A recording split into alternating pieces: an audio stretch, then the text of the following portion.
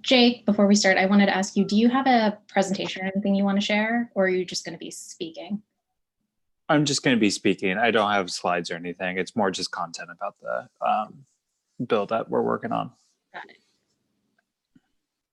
Hi, it's Crystal. Hey, Crystal. Hi.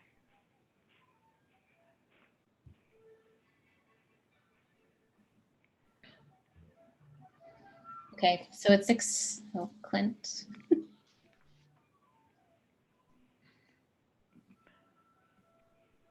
Hey, Anisha. Hey, Alicia, how are you? Good.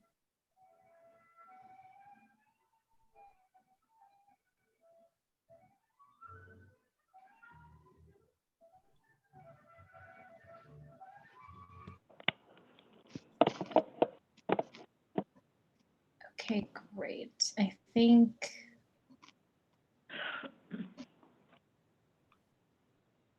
we have most folks here, so we can go ahead and get started. Just a couple of sort of ground rules for this, since this is probably going to be a more active discussion than we usually have in economic development. So if you are not a committee member of economic development or arts and culture, this is a joint meeting of the two this time. Please, in the chat, write your name and affiliation. We have one resolution that we're going to be talking about tonight and one speaker, and we're going to go ahead and do that first, since that will probably take up the majority of the meeting. If you are a member of the public and you have comments or questions as part of the presentation around Intro 2068, you can raise your hand in the Zoom feature to raise hand, and we will call on you. We're going to be limiting comments to 2 minutes per person from the public. And the way that it'll be sort of structured is that all committee members will have a chance to ask questions first, and then we'll open it up to the public for comments. So with that, we will get started with approval of the minutes for November's economic development meeting and for arts and culture for November. So I'll do a roll call. I'll start with economic development, and then I'll also do the roll call for arts and culture. And Carolyn Radcliffe is here, who is the arts and culture subcommittee chair, and she and I will be sort of co-hosting tonight. So we'll go ahead with roll call. So first is myself, Anisha, yes on approval for the minutes. Megan Joy, I believe she's absent, she'll be coming later. Alistair Konomakis. Yes. Andrea Gordillo. Yes. Herman Hewitt. Yes. Joe Kearns.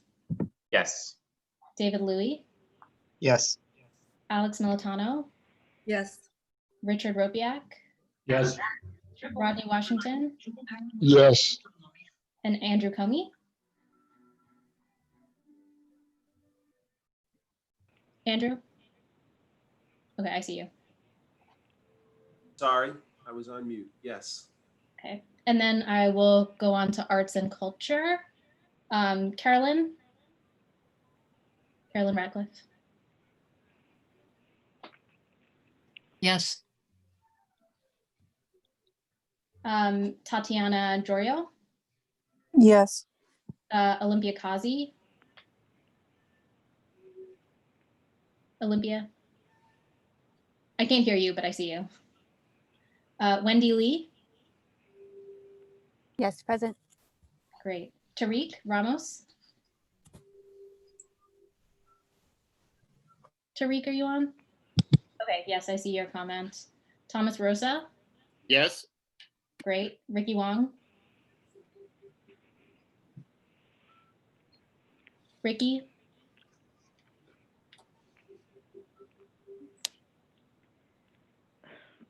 Okay, and then Crystal Field.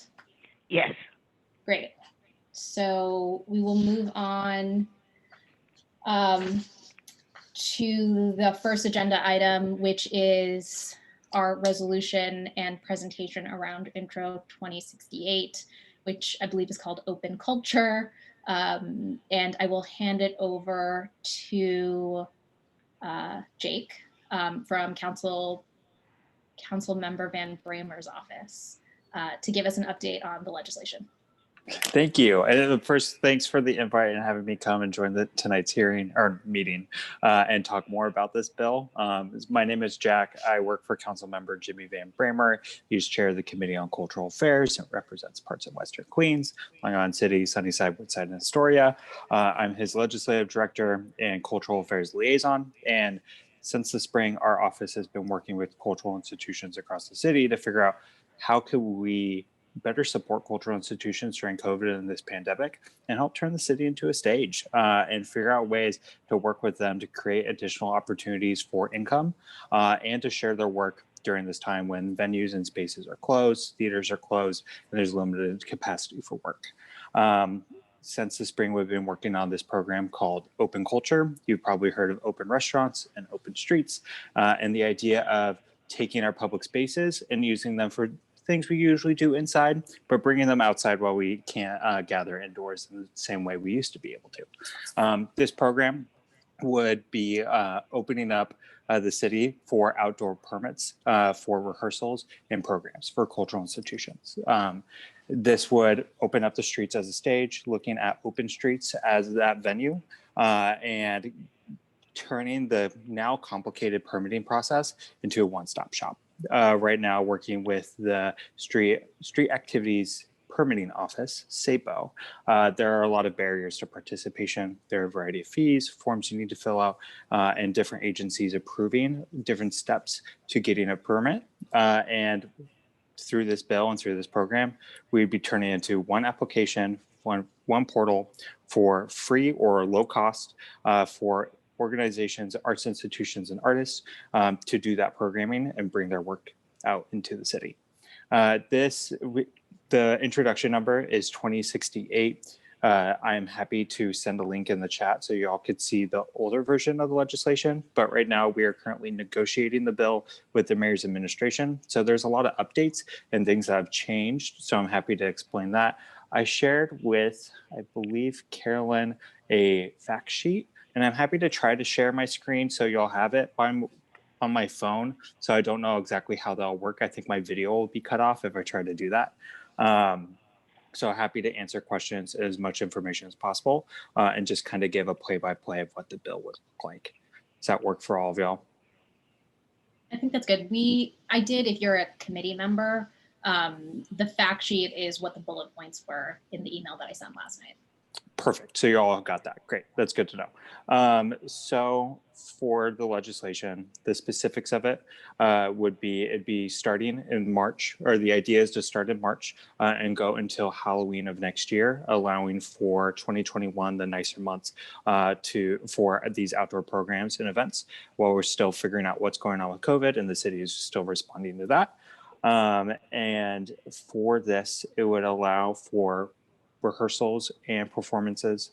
It would be administered through SAPO, Street Activities Permitting Office, and eligible organizations would be cultural institutions that have received previous Department of Cultural Affairs funding. This ranges from larger museums to smaller institutions and neighborhood groups that receive the funding and the artists that they work with.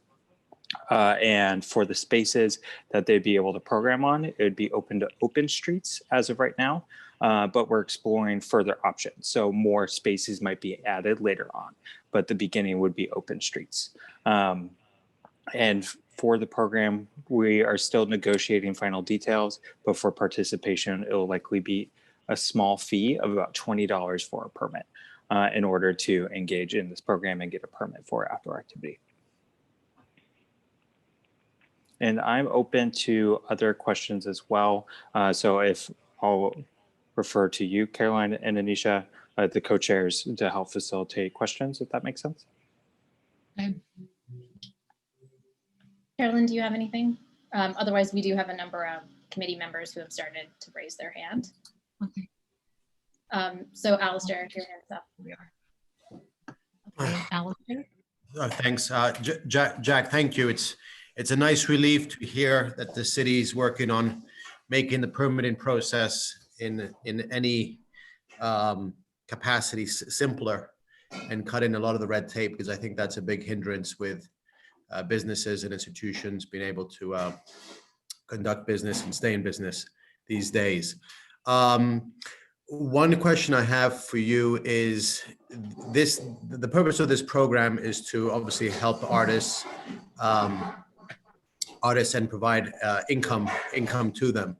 How will that work if artists are performing in public spaces? Are they going to how will that turn into a revenue stream that will help them out?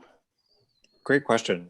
So this program, right now, under the current situation with COVID, theaters are closed, stages are closed, and most work for artists is very limited. And we want to kind of turn the city into a stage, into a theater, into a performance hall, and allow for ticketed and donation-based events to allow these artists to make a little extra income at this time and continue some of these traditional programs. And for ticketing, cultural institutions and these artists are great at figuring out ways to charge folks. So there's no restrictions on how they could receive funds, but they're able to receive funds with these permits because a traditional outdoor programming permit doesn't allow for ticketed events. It has a larger fee associated with it. And so now we're decreasing that barrier for participation and allowing these organizations and artists to get onto the street, charge a ticket for an event at a much lower, a more approachable cost. Okay, I'm just curious how that would realistically look like being able. Speaking with cultural institutions, folks have passed the hat, done stuff like similar traditional like busking methods, or they just put on a QR code and have people scan to sign for a ticket or pay for a ticket on their phone, or pay for a ticket in advance, going through their website and attending the event later on. There's no restrictions on how they could ticket the event, but they're now allowed to ticket for the event. Okay. Thank you. Thank you. Susan is up next, I believe. And then Richard, whose hand is up physically. Oh, okay. And my hand is up. Okay, thank you. I have a couple of questions. First of all, for the open streets, do you mean open streets that include restaurants or just the open pedestrian streets? Or is it inclusive of all open streets? The idea is to be inclusive of all open streets, but the specific streets will be determined in partnership with the Department of Transportation and the local council member as well. So there may be some additional streets added or some streets subtracted based off that specific neighborhood and what's going on and what they deem appropriate. So where we have open streets with restaurants now that where we have many complaints about the blasting music and current roving bands, there's no criteria that if, you know, an area already has complaints or anything is there any provision for taking existing conditions under consideration?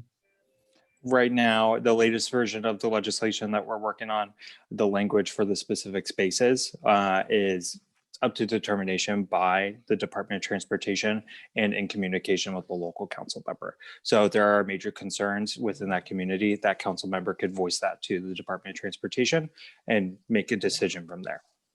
Okay, so just to let you know, one of the issues is that up till now, DOT pays no attention to any of these situations. Does this include amplified sound? And if it does, do they need a sound permit? The regulations for amplified sound would be the same under this program. I do not believe sound permits will be granted with the open culture permit. It is separate. And so that is separate from this program.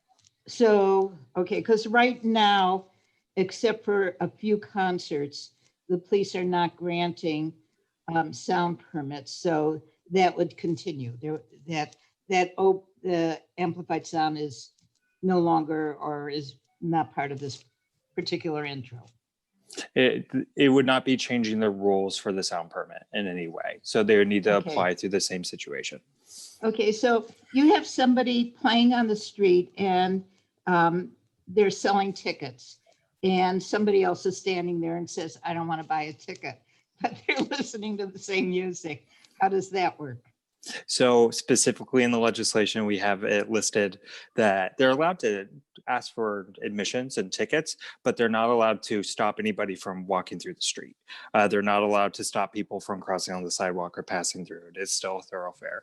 And so through conversations with many cultural institutions and working to draft this legislation, many folks were totally fine with having passerbys just come by, casually listen. If they want to stay, they'll ask them to pay for a ticket, make a donation, and like pay for their viewership and help support the artists. But if not, they're welcome to just listen, pass by, and then continue on with the rest of their day. But if they want to stand on their street, if we have an open street and people want to stand on their open street without buying a ticket, they'll be able to, right?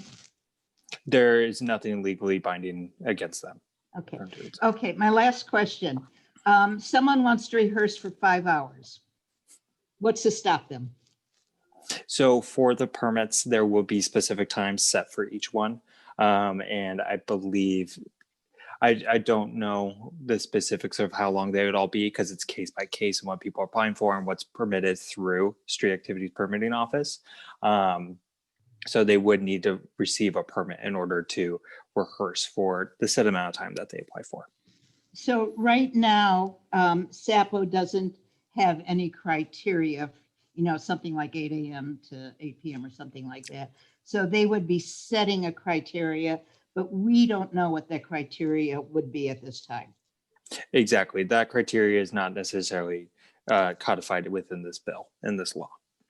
Okay, now one real last question. So SAPO allows for community board input without any extra work or time from the applicant. Why can't that be part of this provision? The idea for this is to decrease the barriers for participation with the permits and make them more accessible for organizations. And part of that is the time it takes to get one permit to go through and get accepted. We've heard from organizations applying for SAPO permits pre-COVID and middle of this pandemic that they didn't get approval until the day of an event or the night before. And that's not a condition that we want to keep happening with this. And so we're trying to expedite the process. And that's why we're bypassing community board approval with this program. So since I work with SAPO all the time, that's absolutely true that happens. And I know about it because a lot of organizations will call me for help. That has nothing to do with all these other comments or barriers. It's a product of SAPO and it has nothing to do. So if the community board, not saying that they needed to come to the community board, which would require scheduling, but for the community board to just enter comments. For instance, that's the way the plaza works right now. They don't need to come to the community board, but if we see an issue, we can enter comments and it doesn't take any extra time or effort. I would suggest that you consider making that part of the process. Taking note here, and then I'll follow up on my end and check in. Thank you. So let's go to Richard, since he had his hand up, and then Alex. I have my hand up. Oh, Okay. yeah. A whole bunch of good questions, Susan. Thank you, Susan. My question is a little bit more simple. In terms of the mayor's office, what kind of feedback have you received? Comments or criticisms or objections to the pending legislation? Just to clarify the question, just like their response from the mayor's administration and his office. Yeah. So being quite candid with you, in the beginning, their first response is, why do we need something like this? They didn't see the need for supporting the cultural community within New York City and helping them out during this time when their spaces are closed, they're unable to do performances. Our city was able to respond for small businesses and our restaurants and bars through open restaurants and open storefronts, but still have minimal efforts and resources for cultural institutions, the second largest economic driver in our city. So there was a lack of understanding at first, and then once they got it, it made sense. But it's taken a lot of work to clarify a lot of how the current processes that exist for permitting and supporting cultural institutions can be barriers for participation as well and get in the way of them doing their work. So trying to find ways to create a program, and I believe we have created a program that supports cultural institutions instead of getting in the way of them. Thank you. Alex, and then Crystal. I think Crystal was ahead of me, Anisha. Okay, Crystal, go for it. We were refused a permit for that we usually play on 10th Street every summer. And the reason they refused it was they said that they are giving permits for outdoor dining, and that our permit would come under block party, and they can't give two diverse permits at the same time. So my question is, are you aware of this as a problem, and can you help to solve it? Can I ask which organization you're with, just so I'm happy to follow up on my end as well? Theater for the New City. We mostly play in parks, which of course we couldn't do this summer, but we also perform on 10th Street between 1st and 2nd Avenue. And the one restaurant that is right next to us is delighted to have us perform, So in other words, there's no conflict between the theater and the restaurant. It's only in Sapo where the problem lies. So with this program, one of the goals and things I'm excited for are the potential partnerships with the businesses on those streets and the cultural institutions, programming them and activating those spaces as well, because they could work in partnership. You could have a show while you're dining at this outdoor cafe, and for no additional charge, or you could buy a separate ticket for it, or donate to the organization as well. And currently with their permitting process, and I know during the summer things were more complicated with COVID restrictions from the state and the city, but with this program, it would be trying to get rid of those issues and those discrepancies and allowing for those sorts of programs to happen at the same time as outdoor dining on those open streets. Yeah, they complement each other, actually. Absolutely. Yeah. All right, that's it. That's all I wanted to say or Great. ask. Alex? I think a lot of maybe the salient issues of concern, because certainly, the argument in favor is that we should try everything we can to support a decimated industry in any way we can. However, I think all the salient issues were raised in Susan's questions, and that I don't hear that there's going to be like any enforcement of this, or it's going to be relying on DOT and possibly the people who are now in charge of open streets. And we already have have existing issues with that enforcement, overpopulation, overcrowding, and unsafe, unhygienic conditions. I see like this being very good for spaces that are more, and maybe this is a question of private versus public. What is private? What is public? But like, where the Astor Place, or even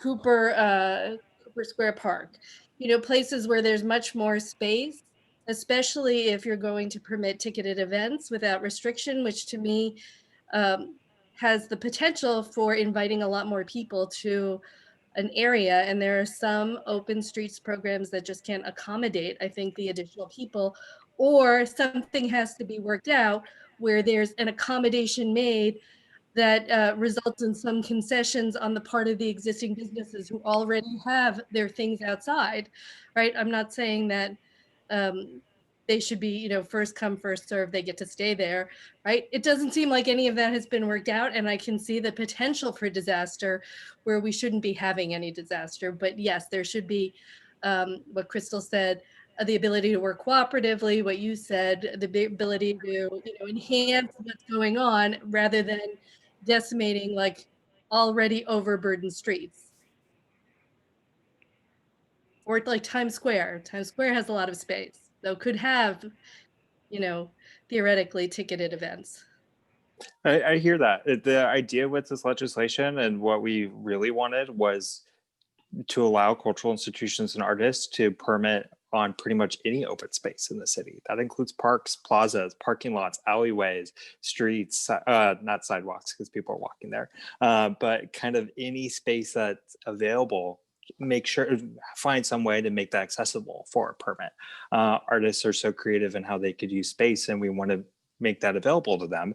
But in working with the mayor's administration and the city on this and furthering this bill, we have found legal limitations to some of those spaces.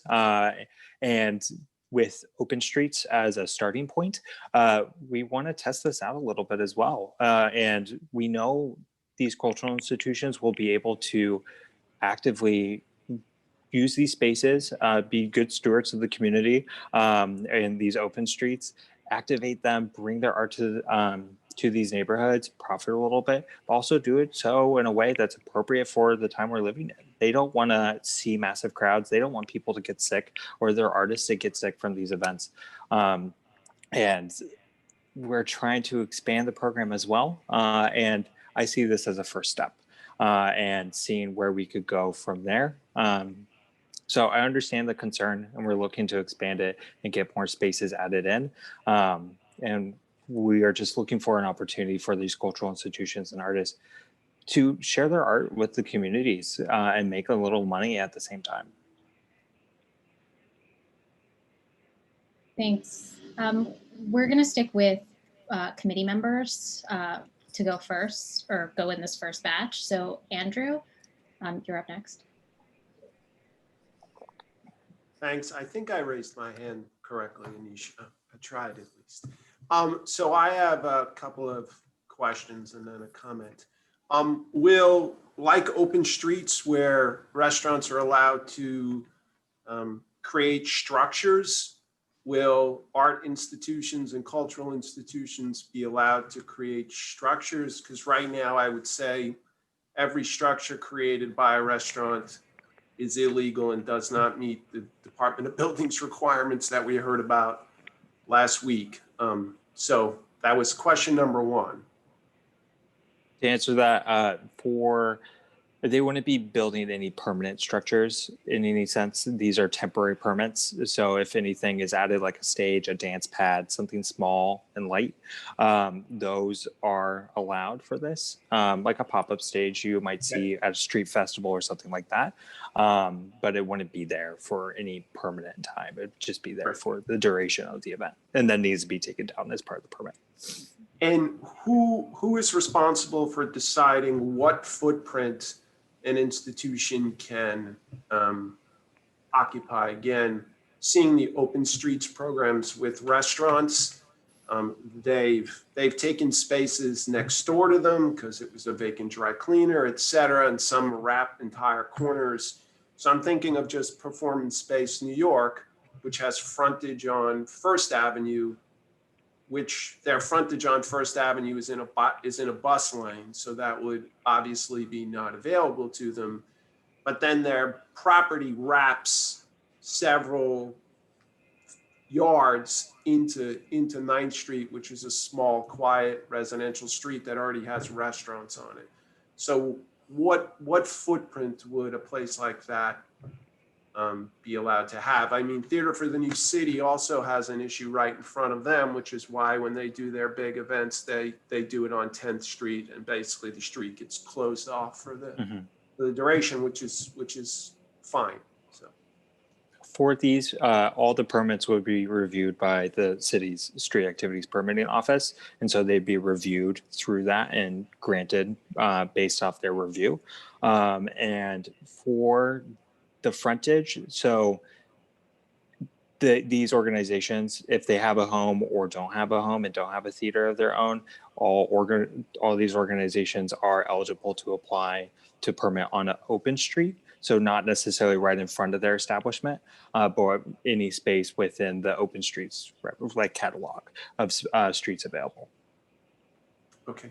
And then I guess my last, I'm not sure if it's going to be my last, but for now it'll be my last is we heard from several residents last week, and being a resident myself, that between right now the restaurants, the Open Streets program with the restaurants is not well managed and makes it very difficult on any given day to just get from point A to point B if you're just trying to get groceries or get home from work. So while it makes perfect sense that we need to do something, it almost feels like it's a shame that our arts and culture institutions weren't considered before the restaurants, because the restaurants have now occupied so much real estate that I can't imagine more street space being taken away from the public. But are what I did not get from the legislation, which I read, which is unclear, is will these be for a limited period of time? So somebody applies and gets a permit for one day for 4 hours to do a theater performance, or will they be able to get a permit that lasts that entire period from March to January, that essentially for that period lops off a part of the street from the public? These would be temporary permits. So it would be, I believe, like 8 hours max. So nothing going on for months at a time. So it's per event. Exactly. Okay. So this would per event. So random example, if a local dance studio wants to put on a series of dance performances, they would need to apply for multiple permits for each night. And if they want to do rehearsals as well, they would need to apply for, rehearsal permits as well. So it's very different from the restaurant program where they can set up for the duration. Exactly. We're kind of taking the open aspect of the name, but it's a different program because it's a different thing. It's right. Not every cultural institution has a brick and mortar space, and we want to make this available to all the organizations and artists out there, from like a random quartet to a visual arts gallery to a dance studio to a local theater. Like, we want to make sure that these permits are flexible for the type of work that they're doing as well. Thank you. A question, who is Galaxy S20? Are you a committee member or a member of the public? I am a committee member, but my answer's already answered. Oh, okay. Great. Ryan.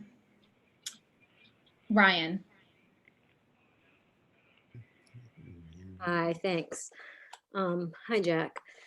I'm a member of CB3, which is why I just got to speak next. But I also am the executive director of FAB NYC, and we have a membership of more than 40 cultural organizations across the Lower East Side. And I'm sure you're aware, but I just want to share that the Lower East Side has been identified as having more performing arts organizations than any other neighborhood outside the Broadway area. So the closures are really significant to what is happening to our theaters, and the fact that they've never been part of any plan for reopening, even, with 10 people, 5 people, every kind of social distancing and safety measure you can imagine. They have been completely excluded with no opportunity to reopen. So I would just say that, some opportunity to sustain themselves as we, I think, all expect the closures, the indoor closures to go on for many months to come, is really significant to this community and to them trying to find ways to sustain themselves. I'd also just like to point out that many of our culturals do outdoor programming, free programming, have done it for many years in the past. And that although it's a big boon, that I think people will recognize that you're offering the option to charge for tickets, I'm also expecting that not everyone will even try to do that, that they will, be in some ways consistent with how they've been in the past and just offer free public programming. I want to say that it is important for local cultural organizations to be able to continue to be present to their communities, many of whom are here. And so I'm wondering, is there any prioritization about, access to the Open Streets program, to the opportunities to perform for folks in their own neighborhoods? This is something that we've discussed a lot, me speaking with different cultural institutions, and also there's a call every day with cultural organizations deemed Culture at 3. And when discussing this program, everybody that I've talked to has expressed interest in activating their own community. They want to share their art with their neighbors because they're the people, like, they live in that neighborhood for a reason. They program in that neighborhood for a reason. They're part of that community. They love them so much and they want to share their work with them. They don't necessarily want to go out to some random neighborhood to perform. For a traditional year, having an outdoor season could make sense, but this is the time to bring your work to your local community and something they're all interested in doing. So in the legislation right now, there's not any specific language around that, but I'm happy to check in on my end and see what else we could potentially add in regards to that, because the neighborhoods are the focus with this.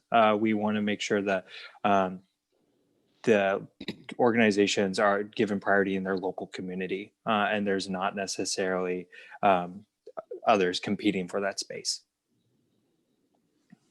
That's great. If I can just follow up, Jack, I'm wondering, because the legislation has developed quite a bit since when it was originally written, I think it would be great if I could do an update with our membership about sort of where things are now and what you're working on, or even the obstacles you're running into. And I'm wondering if I can follow up with you to see if you might do an info session with our network, and also just, we would invite all the performing arts cultural groups in the Lower East Side to attend.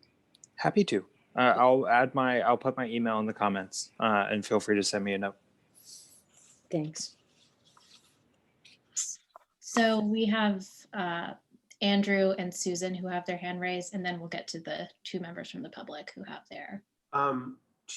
Two more things. One is who is going to be responsible for enforcing COVID precautions around social distancing, and if there are ultimately further limits placed on the number of people who can gather, is that who's going to be responsible for maintaining that and enforcing that?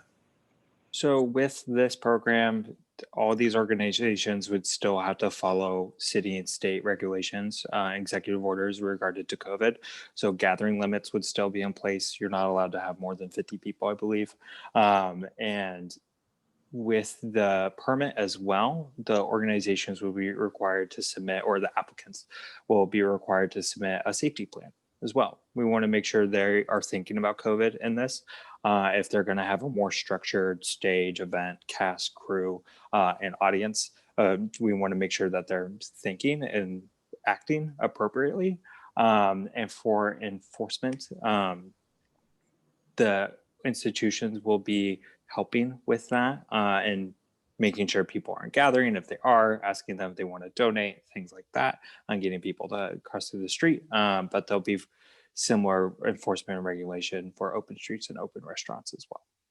So it'll rely on, it's a complaint driven system similar to open streets. It'll rely on local law enforcement and DOT.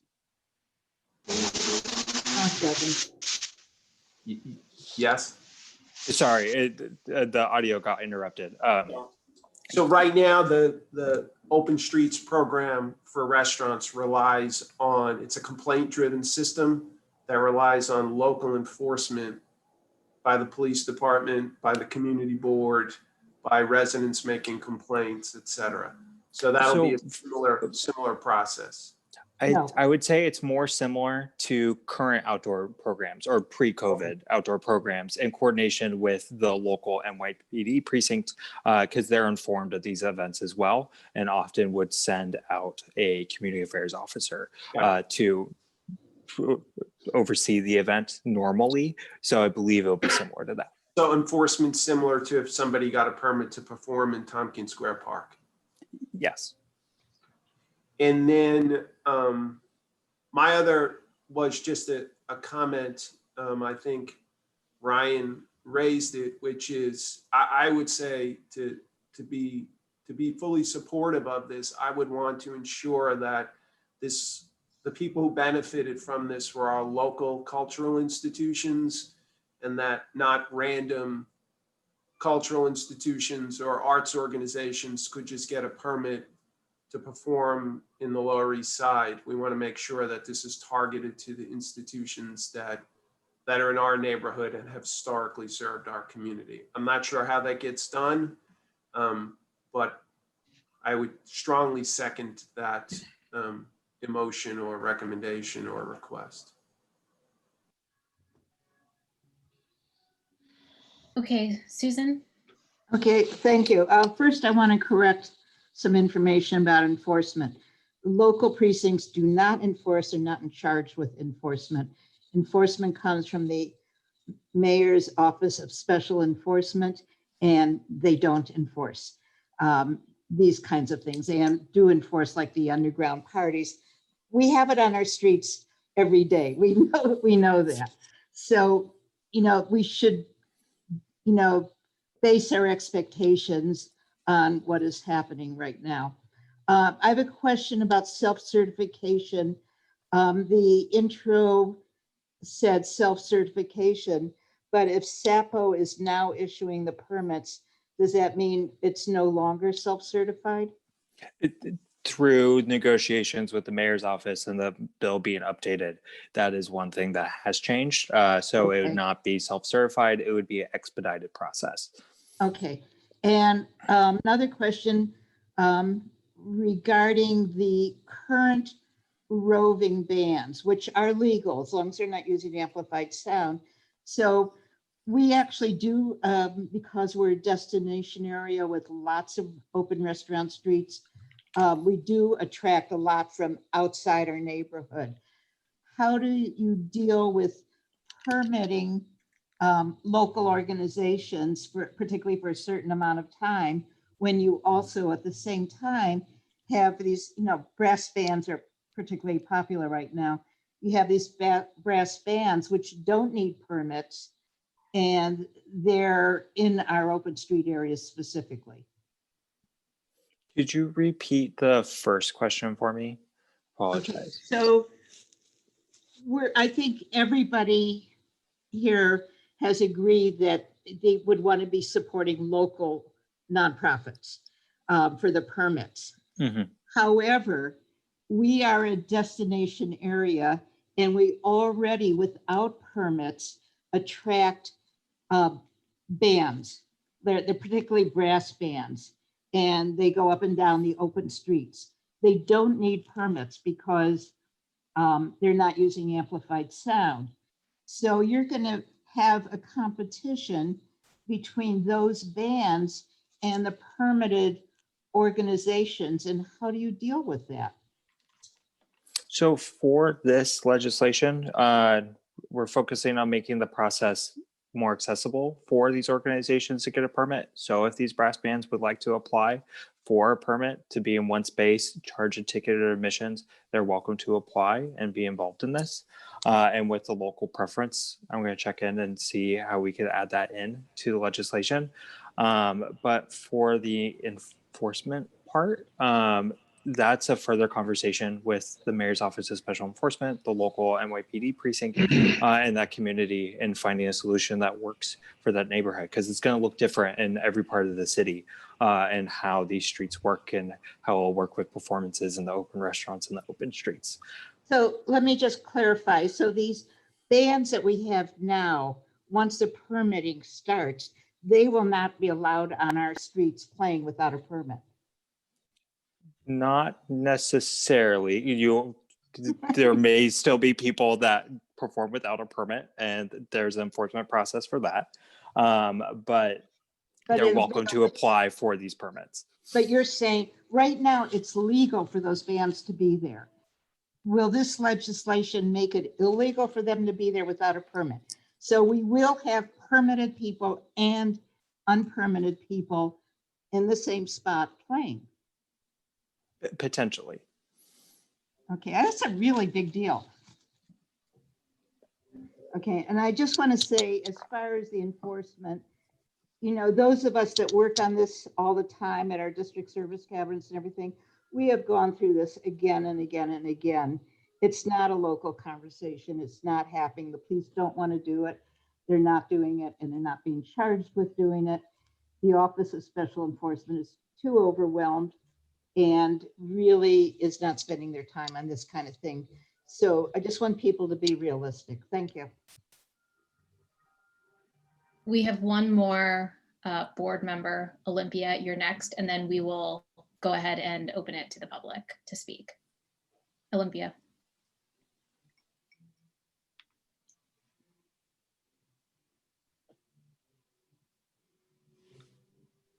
Can't hear. Olympia. Can you hear me now? Yes.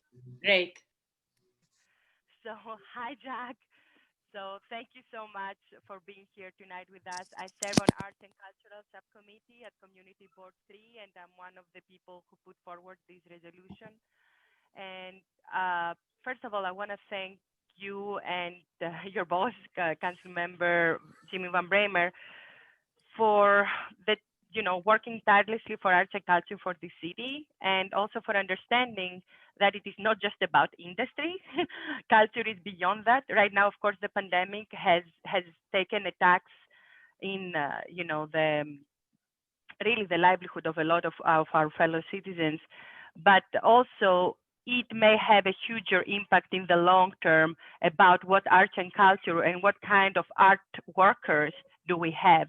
And our district, Ryan already mentioned, that has a concentration of venues, but we also have a concentration of people, of workers. And with that in mind, I wanted to say that, we need to, of course, make sure that whatever legislation we pass doesn't perpetuate segregation or things like that. So even though I understand the need for priority for local organizations, I would think twice about legislating segregation. It could make sense in the way, in the guidelines that SAPO and DOT will develop, have some sort of, precedents for organizations that are locally connected, etc. But definitely, as a planner and an architect myself, I would see huge problems about segregation with legislating language that excludes people from public space. This is definitely not, I think, what your legislation is trying to do, because we know who will be excluded and who won't. And I, look forward to continue working with you to serve, not just CB3, but all arts and culture of the city. Thanks, Olivia. And with the local preference, I totally understand what you're saying, and I hear you. I think the idea worth exploring, finding it based off zip code or within that community district or neighboring that street. And we don't want to necessarily segregate folks. We just want to make sure that if you are a resident or resident cultural institution in that neighborhood, you're able to program there. So totally understand. Great. So let's go ahead and open it up to the public for comments, the non-board members. So we have first Alejandro, and then Dylan, and then Judith. So Alejandro, you're out. Thank you. Hi, Jack. So just a little bit of context.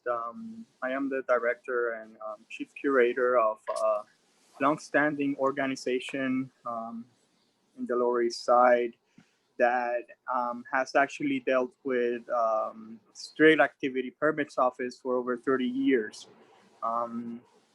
I'm surprised that I have not received a call from you actually, because we're one of the few nonprofit organizations that actually has a grandfather permit to do a 6-block, it used to be 10 block festival in the Lower East Side, where we basically host performances, music, vending all across Avenue C.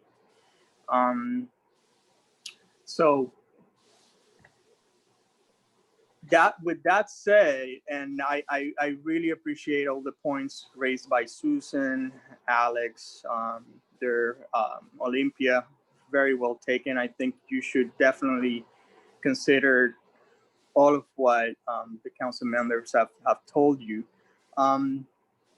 I do want to mention that I was in a video conference call organized by the Department of Cultural Affairs Commissioner, Mr. Casals, and the Street Activity Permits Office a couple of months ago.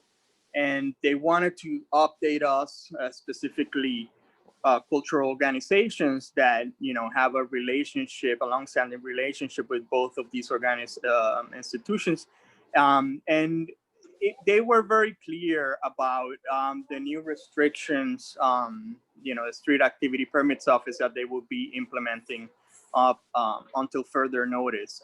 One, you made very clear, which was the 50% capacity limit that was to be enforced on any street activity permitting event.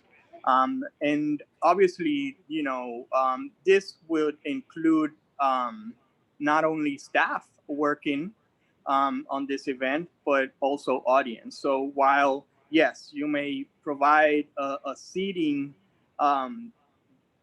diagram for them to let them know how you can fit 50 people within a block radius, keeping in mind also that some blocks are longer than others, they're all different sizes. And also keeping in mind that, as someone already said, restaurants have taken over basically most of that real estate already. And there is just no way to do anything aside work. You just are very, you're just basically forced to work with them in some way or another. They have to abide by their own rules of capacity. And I'm just saying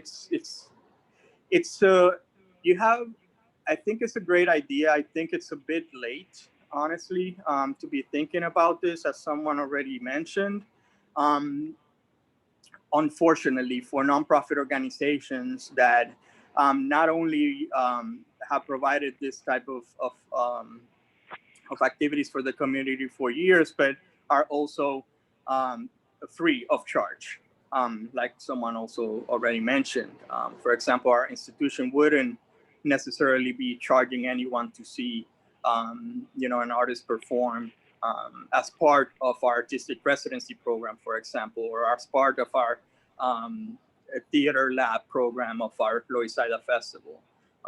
So it's a good intent. I think it's hard for city agencies to coordinate, and it looks like DOT and SAPO and the mayor's office still trying to figure stuff out. And it's very important that you reach out to the right people, and I think you're doing that right now, which is and I appreciate Carolyn for actually inviting me to this meeting today and the opportunity to have to talk about this. So that is all I'm going to say. I'm available to talk further, Jack, if you want to discuss again, because we just have been dealing with this type of activities for so long. So I would definitely invite you to on a conversation with us for anything you need. So thank you for the opportunity to talk tonight. Thanks for sharing your perspective on this and for continuing to putting on the programs that you've put on in the past and trying to activate your local community through programs. And I will be putting my email in the chat. So if you have access to the chat, feel free to send me an email, and happy to have a conversation with you more about this. And hear more about your perspective. And I agree, we've needed this back in the spring, and that's what our office has been trying to do. But we are where we are, and we're at a point where we might see this start next spring and make spaces more available and the permitting process more accessible for cultural institutions and artists of all sizes and profits and wallet sizes and what have you, to be able to bring their art to the street and make a little bit of money off of it. Thanks. Thank you again. So Dylan, you're up next. And just a reminder, we're going to try to keep these to around 2 minutes in the interest of time. So Dylan, you're next, and then Judith right after. You can skip me. I no longer have my question. Thank you. Judith. I'm sure that if you wouldn't mind, Judith Zaborowski, 9th Street A1 Block Association, thank you. Can you, number one, if someone can just remind me of the closed streets hours, because they don't come to mind at the moment. Is it 8 to 8? I believe it's 8 to 8. 8 a.m. to 8 p.m. Thank you. And my second question, is there a reason why it's going through October 2021? The idea is to, with the timeline being March 1st, 2021 to October 31st, 2021, we want to have the permits available for the mostly warmer months of the year. So late winter to mid fall. We got the Halloween date from the open restaurants legislation originally. That was the original time it was set to expire before the mayor extended it to a full year-round program. And so we were originally borrowing that date. And we don't want to have organizations out during the winter when it's too cold and unsafe for artists to be performing. So that is the expiration date. And right now it's a temporary program. We don't know what the whole cultural ecosystem is going to look like next year after the summer. And so it is open for extension. We could extend it later on, but right now we do have the expiration date of October 31st, 2021. Thank you. Peter Kramer. Hi, good evening. I hope you don't mind. We're in the middle of eating, and I don't think you want to see that. All good. But glad to see everybody here from the neighborhood and our other boroughs. My questions, comment, first the comment about the capacities of these public events. We represent Petit Versailles, which is one of the New York City's community gardens. And the garden rules are limited to 25 people. And that's regardless of the size of the gardens. And the other question was, are there any monies that will be made available to the arts organizations? Because it's great that you're helping to facilitate the permitting, but without additional monies, because presumably there would be the expenses of setting up a stage or, hiring a sound system, that type of thing. So those were just 2 points that I wanted to make, and thank you for your attention. Yeah, so apologies. Can you repeat the first question for me? I want to make sure I got that right. Well, it wasn't a question as much as you said the limits. For capacities. Thank you. Sorry about that. So for the capacity for the events, it would be limited by any city and state executive orders regarding group gatherings from the mayor or the governor. So we do not have specific requirements or restrictions. We would be following any COVID-related guidelines for that. And then the second question, my apologies. Could you repeat that for me? Aside from the facilitating of permits across agencies, are there monies that will be made available to the arts organization with any of this legislation?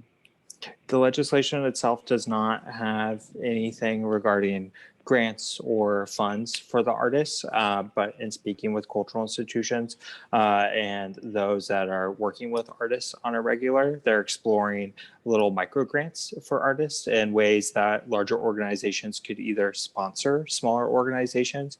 The cultural community is extremely resilient and flexible, and supporting their own kind and artists that are struggling right now. And so we'll likely see something pop up within the community, but this legislation doesn't mandate anything or have any funds designated for that specifically.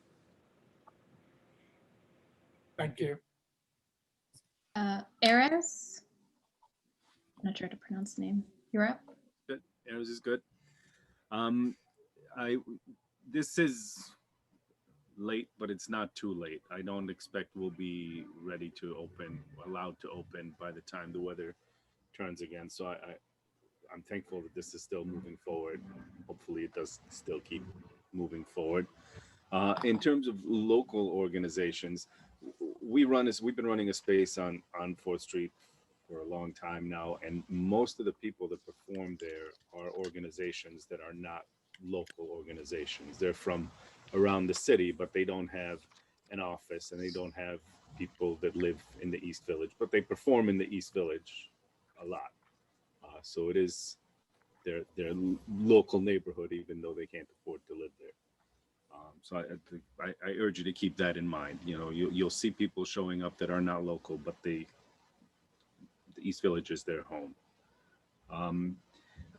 I had a question about where, like when this legislation started, it was much more open. Is this now being just restricted to where there is open street permits? So no parks, no plazas, nothing like that? Correct. And back when we discussed this, I believe back in July with the League of Independent Theaters, one of the early conversations about this, it has been limited down. Based off, there are a variety of legal restrictions for permitting on many public spaces, and open streets were decided as a space that is varied across the city. There are many of them and continuing to expand. So we are able to add even more spaces onto the list that are available for permits once the program is started. This is just the beginning in my mind.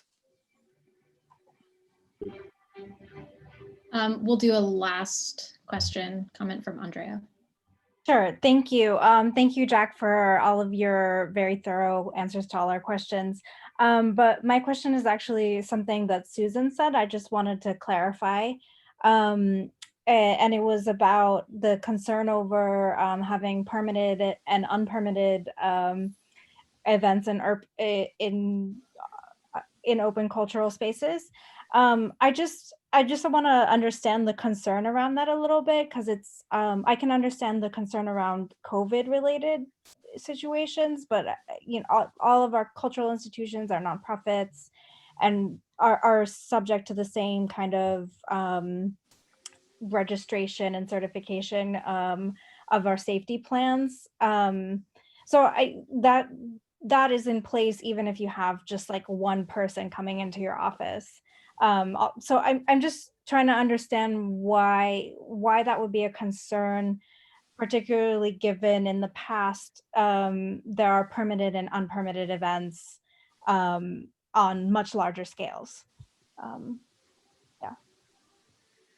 You want me to answer that? You or anyone, I don't know if Jack can So answer this that or this who is would it. answer it. I just wanted to understand a little more. So this is the concern. You have what exists now. We have a lot of brass bands coming. So you have a brass band and they're playing, say, for an hour on an open street, which happens all the time. Well, then another group gets a permit to do their performance, but they're not going to be heard. I mean, they're going to be drowned out. You know, how can they perform next to this? Okay, thank you. Not that we're saying we don't want both. We're clarify. saying that it's going to drown out. It's not going to allow the permitted event to do what they're trying to do.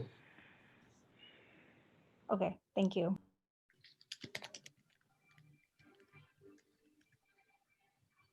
Awesome. So I believe those are all the questions. Nobody else has their hands raised. Jack, thank you so much for coming. If you could share your email in the I'll chat. do that right now. That's Sorry it. about that. And then if there are any other questions, obviously feel free to email Jack, and then also reach out to our district office if you have any clarifications about anything that was presented today. So we can move on to working on our resolution about this. Joe, if you could bring that up on the screen, that would be great. Yep, give me a second. Yep.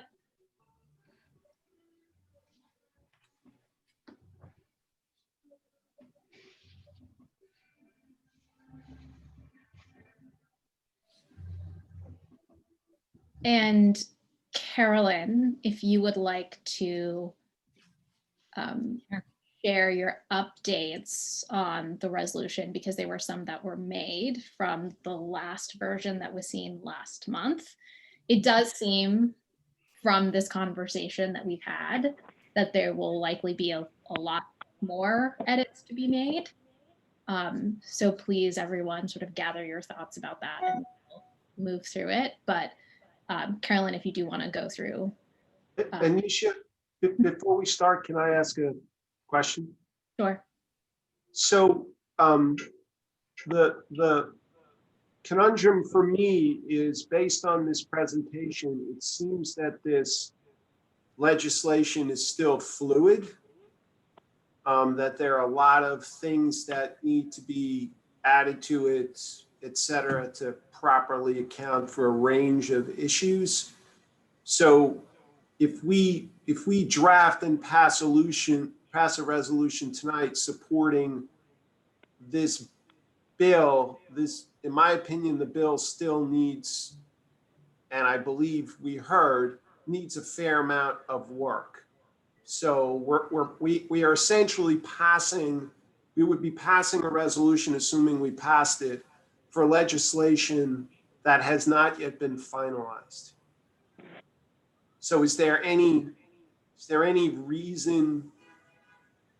Well, that's my overall So comment.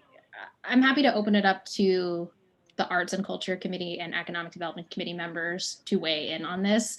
It seems like from what Jack has presented to us, yes, these are active negotiations, and I believe likely some sort of resolution, like resolution to the negotiations, will be voted on sometime this month.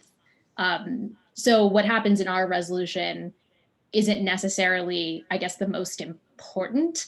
I sort of view this resolution that we are going to be working on as our opportunity to say that we do have some concerns, that we are supportive of this legislation in the sense that we are supportive of a program for arts and culture to be able to have something in this pandemic. But I do think we could also list that there are certain contextual factors of our neighborhood that are important to understand when saying that we are supportive of this. Carolyn. Yes. I think it's really important to pass the resolution in support of the legislation and saying that we want to support something being done to support arts and culture organizations. The legislation may change, but I think that from what we're hearing from the council member's office is that a lot of the reservations that we have are being addressed in terms of how it's being permitted, and also that the regulations that would have to be followed in order to, get a permit to do it. But I do think it is important to show support for the legislation for the impact that it has on the arts and culture community in our neighborhood. I think it's really, really important. As Ryan pointed out, we have the most performing arts organizations outside of Broadway, and they're just like being held hostage. Carolyn, my question, I'm sorry to interrupt, wasn't about support or not support. It was really purely about timing. So if this legislation is moving forward this month, then it makes perfect sense. We need to act. That was my primary question, not support or lack of support, just timing of a resolution on a bill that's still being negotiated. Well, I guess it's a matter of opinion, because I do feel like it's important that we craft a resolution and that it's passed. That because I think that it shows support for a section of our community that is suffering right now and is undergoing terrific hardships. They need to be able to perform. And I think the resolution in support of that shows the city that our neighborhood is responsive and that we are concerned about this issue. My opinion. So I agree. So I think that in the interest of time, we should start working on the resolution. Carolyn, do you want to read what you have put together? Sure. Back to the top. And Susan, I got your edits or comments to this also, and we can add them in after Carolyn. Okay, CB3 supports the New York City Council Bill Intro 2068-2020 proposed by New York City Council member Jimmy Van Bramer, Chair of the City Council Committee on Cultural Affairs, Libraries, International Group, Intergroup Relations to facilitate outdoor performance permits for impacted arts and cultural organizations, and recommends amending Mayor de Blasio's Emergency Executive Order 148 to allow amplified sound for outdoor performances as regulated by local, state, and federal guidelines with enforcement by local precincts. Whereas New York City Council member Jimmy Van Bramer has proposed legislation Intro 2068-2020 to facilitate outdoor performing for art events and performances produced by established organizations impacted by COVID-19. And whereas it has been a great loss to the city as a whole, that in the warm summer and fall months of 2020, outdoor arts and cultural programming was banned, and the focus was only on assisting the restaurant industry with outdoor dining. And whereas artists, cultural workers, and arts and cultural organizations of all sizes, including many located in CD3, have been impacted to a devastating degree by COVID-19.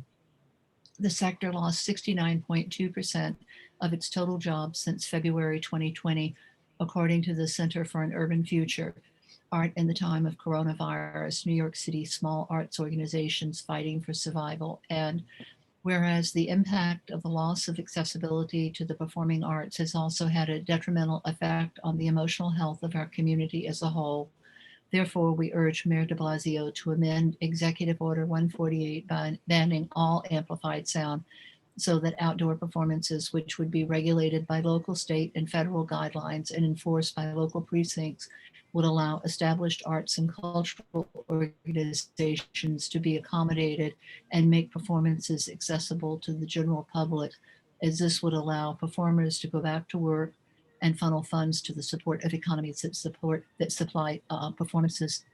And therefore, we ask the New York City Council to pass Intro 2068-2020 that would benefit CD3 arts and cultural communities and the overall CD3 economy. Andrea, you have your hand up, and then Alex. Sorry, it was regarding something previously. I don't know if it's fine. If it's worth. I see that Jack is still on. I was wondering if he could speak on the timing of the I guess voting on the bill. I don't know if he's actually still here, but I just thought I'm still here and available for questions. Jack, if y'all could hear me. What's the timing of voting on this bill? So we don't have a vote date scheduled right now, but we're optimistic that we'll have a vote in the council before the end of the year. I'd just like to comment that if we craft the resolution and it's passed by the full board, that would be December 17th. So it would be timely in terms of arriving. Great, thank you. Alex? So I think that this this is a okay resolution in terms of supporting the theory, but it lacks obviously anything that we've discussed tonight, which would be commenting on sort of what would happen in practice or what our expectation is with respect to what this bill should contemplate, and what continued discussions should contemplate. Even from last month to this month, there seemed to have been vast changes in what we were discussing, right? So last month there was amplified sound, and which is still part of the title of this bill and also in our resolution, amplified sound and really anywhere. And now it's open streets and only amplified sound consistent with what the existing regulations are. So as opposed to a ban, which I appreciate the difference between the ban and the allowing the amplified sound again. So I don't even know if it's speaking to what the information was that we got tonight, but I think we should amend it to be consistent with whatever the up-to-date discussion is, because it seems a little different. The other thing is, I think we should comment on the fact that although we support this, I don't believe that there has been anything sort of worked out. There maybe there's the idea that it will be, but it doesn't sound to me like there's been anything worked out about sort of the anticipated consequences of grouping all grouping the cultural organizations together with the outdoor dining and the people on the street, how we're going to accommodate that, which we should figure out how to do it. It should have been done before. All of these things should have been done at the same time. There should have been open streets and what to do about shut down cultural institutions and performance spaces and open dining, but they didn't do that, right? So they really should be doing it now if they want to add another element to an already overburdened situation. It seems like it's going to involve self-enforcement. That's all I got out of this, was that there's going to be self-enforcement. So the people who have the restaurants are still going to continue to enforce themselves. And then whoever else comes along is going to be expected to enforce themselves. And I do appreciate what Susan said, which is the expectation is they're going to be adding and requiring, I guess, permitted, right? So requiring permits of certain people, but the city is already allowing unpermitted activity, and it doesn't seem like they're addressing that either. So we're requiring permits of some people and not other people. So I see already a discrepancy in how it's going to be applied, or how it won't necessarily have to be applied to some groups while having to be applied to other groups. So none of that has really been worked out in this. And I think we should ask that these things be addressed in the ongoing discussions, because there wasn't anything that I heard that like the permitted versus unpermitted, it didn't seem that anybody was even familiar with that. But there hasn't been a discussion of any of these things, or hasn't been a resolution of what these issues are, but I see them as issues. And they should be resolved at the front end so that everybody could try to do this in a coordinated way, where everyone benefits. Thanks, Alex. I completely agree. I feel like that was part of the miscommunication of the last meeting, that it was like we were talking about very different things. One thing being amplified sound, where the legislation wasn't necessarily about that. And I think a lot of that was really confusing. And we have gained a lot of information tonight. I think it's just a matter of figuring out how to get it to this resolution without staying here forever. Olympia. So I was going to respond to two of the comments of Alex, just because I think there is some confusion still. Alex, there will always be people breaking the law. You are a judge. So the legislation, you work with law, I understand from previous conversations. However, basically what I wanted to say is that currently, if somebody abides by the law, there is not a way to get a legal permit to host outdoor arts, and cultural events. So what this legislation is going to do will create a legal and expedited way for this thing to be permitted. Now, the fact there may be people, Susan was talking about legal unpermitted Yes. music on the street. Yes, I they're wasn't talking legal. about people doing illegal things, because obviously that's outside of the. Sorry, I didn't interrupt you. It would be nice if you allow me to complete my sentence and then you can talk again. I So just basically, go on from the unnecessary, the unrelevant thing to the relevant. but yes. So what I wanted to say is that actually what Susan is talking about is a little bit more nuanced, because given the fact that there are legislation and that there are executive orders and state and city orders, right? Actually, I would be surprised unless it was a political manifestation, no kind of permitted was given for, events. So these kind of roaming bans, I'm not sure exactly, it's probably First Amendment or something like that. And you No. can never, so what is it they have, you say it's unpermitted, but it is legal? Because if I can take, the city rules only, city has regulations only on amplified sound and volume. And so it's never come up. It's something that hasn't been an issue. And we didn't have this before COVID. So it's new and there are not regulations to cover it. Therefore, it's legal. It's unprecedented, it's new, but it's legal. But I have my hand up. Yeah. Let me just finish the 3 points I wanted to make to Alex's points, and then I'm not sure, Susan, this was not happening before, because it really has to do with First Amendment and public space. And I think if there needed to be, a roaming band playing music, it's not like we actually have the guy with the bicycle and the radio blasting that is also going around before pandemic. But that's not true. What do you mean? They are not doing it as First Amendment. I work with the police. I know which concerts and which things are billed as First Amendment. These have never in our neighborhood been First Amendment issues, and it is unprecedented before COVID. Anyway, so we are talking about a draft bill here, and I think there are things that can be legislated, and the purpose of this bill is clear. It is about arts and cultural organizations that if currently they abide by the law, they cannot perform in the public space. So I believe that this resolution needs to focus on the arts and culture and what this legislation is working on. And I believe that other issues, as I tried to say before, quality of life, nightlife, other issues that we have, I think we're going to have a CB3 town hall about open streets in general, and they can be addressed there. But I see it as impertinent trying to discuss about this bill around those issues. The other thing that I wanted to say that was brought up is basically in terms of the amplified sound. The reason for which we had added that is that currently the Executive Order 148 has a complete ban.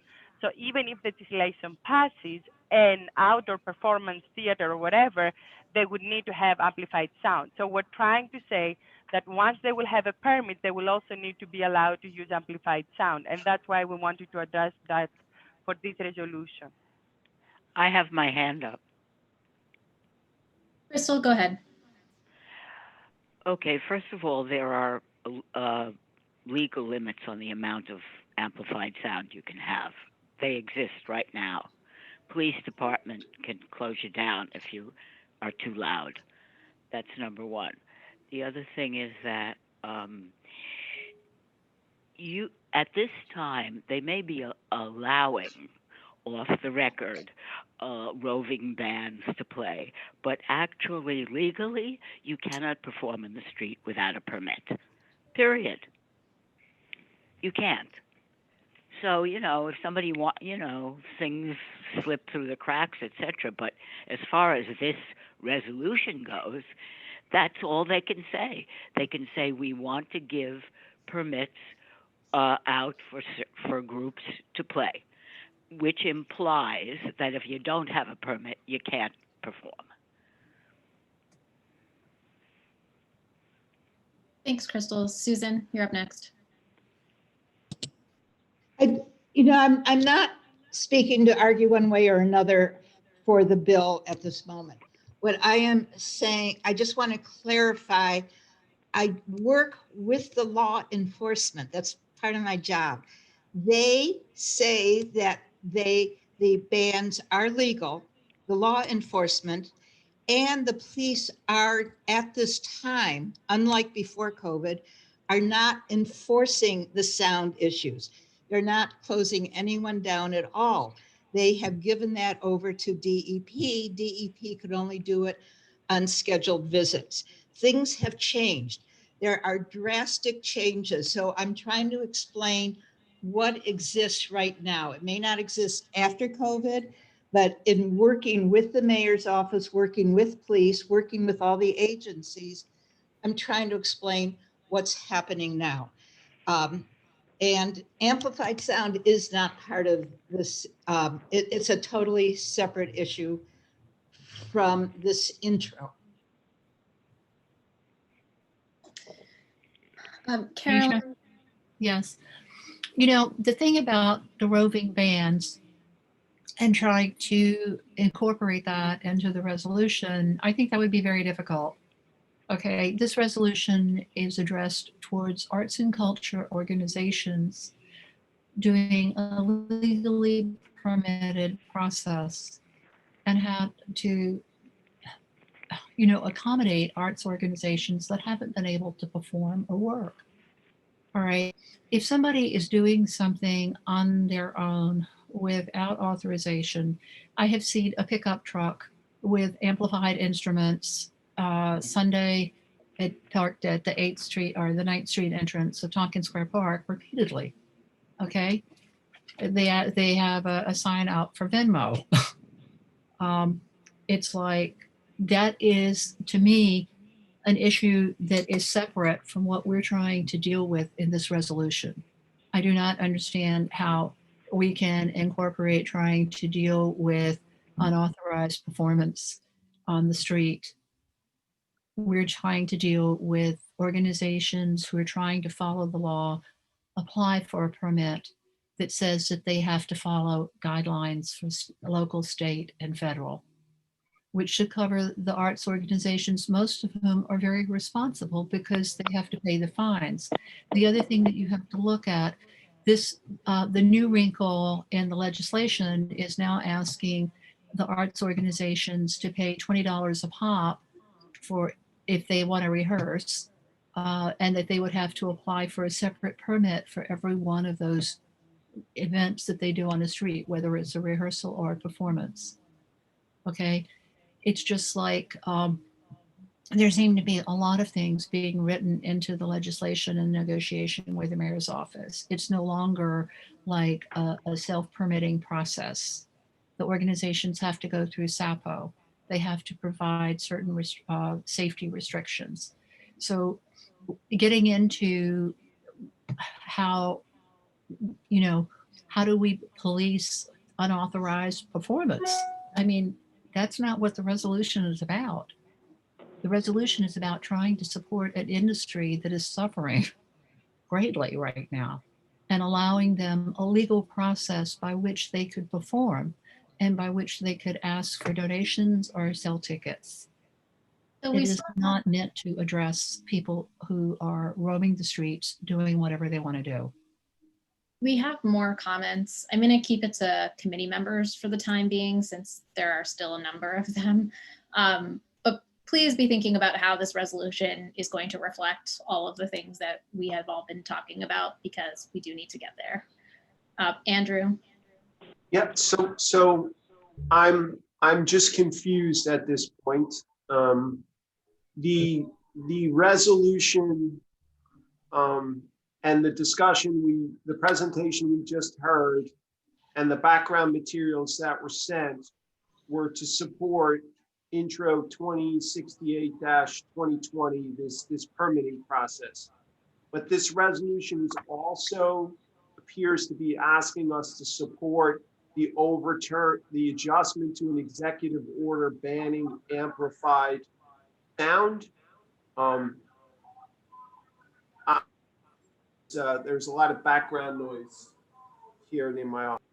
So what exactly are we being asked to support the legislation that was outlined to us and attached to the meeting materials?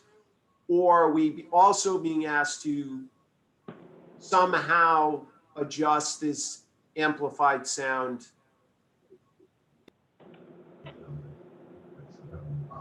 Carolyn, do you?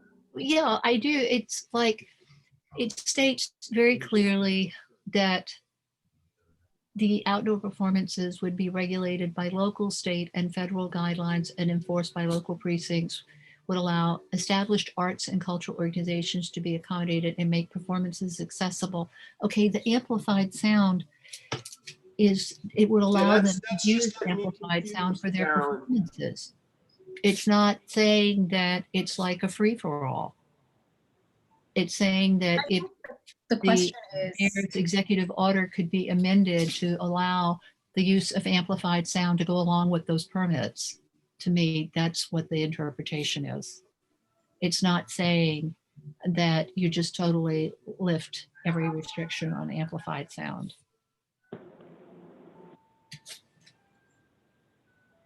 Alex?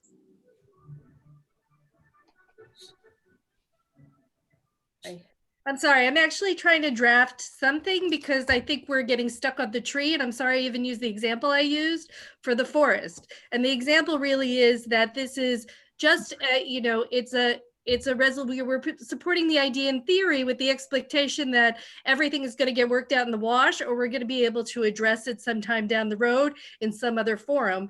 And I just want us to include what our concerns might be about how the city hasn't contemplated all these uses outside at the same time, and that there's still outstanding issues of having them exist collaboratively, all of these uses, and understanding that there isn't any sort of enforcement in place for misuse.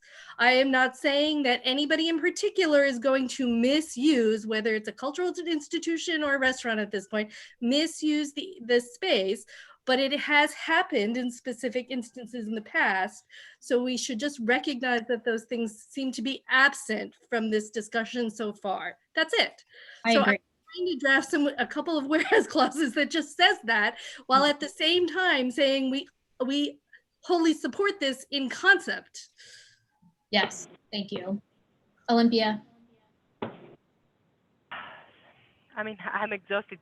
I basically was going to do the point of order because this is obviously two members of the Economic Development Committee, both of them with ties to nightlife and SLA.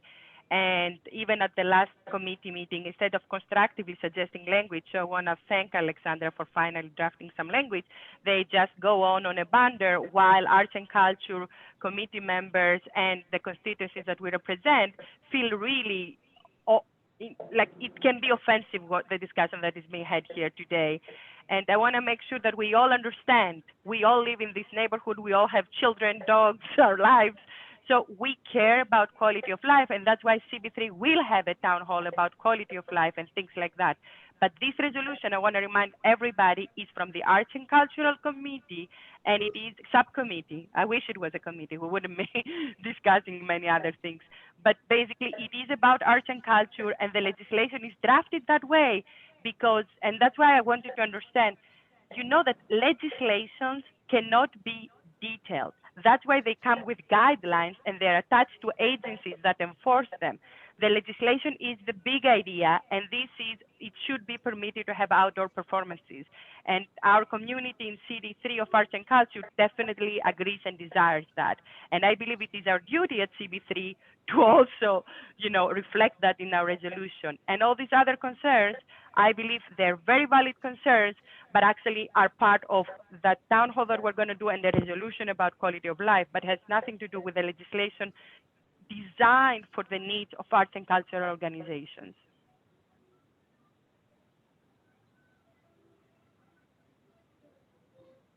Thanks.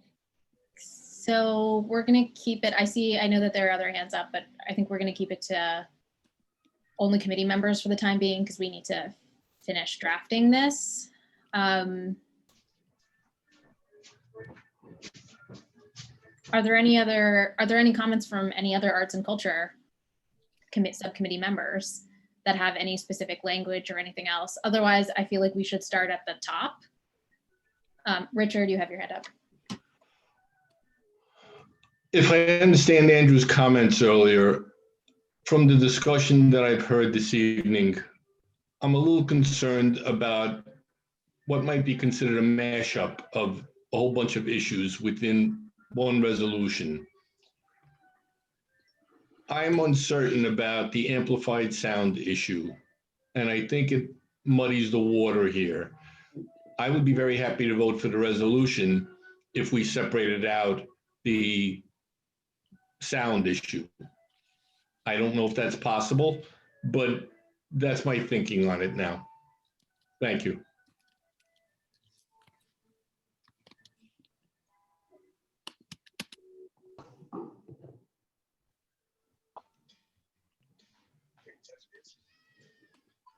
I have my hand up. Well, sorry, it doesn't show as having your hand up. Please go ahead. You need amplified sound for the street, or you have, because the air, it just dissipates.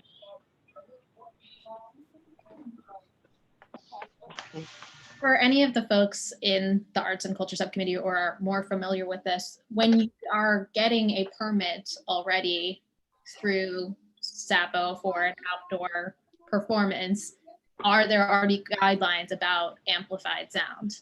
No. No, you mean because there is a superseding guideline for the city, there is a legislation of how much decibel we can have, right? No. There is no limitation in public space. I'm pretty sure that we have, you know, decibel meters. Would you like me to explain how they're permitted? So the sound permits and come from the police department, and the police department write on the sound permit, they don't allow full decibels. So they will allow, like in the park, they'll say 80 decibels at 25 feet. So that means if you have a decibel meter at 25 feet, it should not go above 80. SAPO doesn't do that. It comes from the police department, so it is totally separate. But could I just add a technical issue about a resolution, Anisha? So first of all, I want to say I totally agree, and this is part of a technical thing. I totally agree with Carolyn. All those comments about the bans were not for this resolution. I was just talking about a situation. I was not suggesting that they be in this resolution. So this resolution is about 206A. It is not about an executive order. If you want to do a resolution reversing an executive order, that should be a separate resolution. One resolution shouldn't cover two different things. I'm sorry, Susan, but this is not correct, because we very often pass resolution that may address different kind of things. These two things are one over the other impacting the subject. Our subject is outdoor performance for artists, and that's why we both support the bill. And of course, as Krista and any other artist can explain to you, you cannot have outdoor performance without amplified sound that is currently banned by the executive order. And the executive order, by the way, is multi-pronged. It covers a lot of issues. So we're only talking about a tiny point within the executive order that needs to be amended because it currently has complete ban.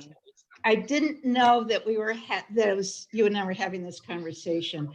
But so if I can just finish my speech.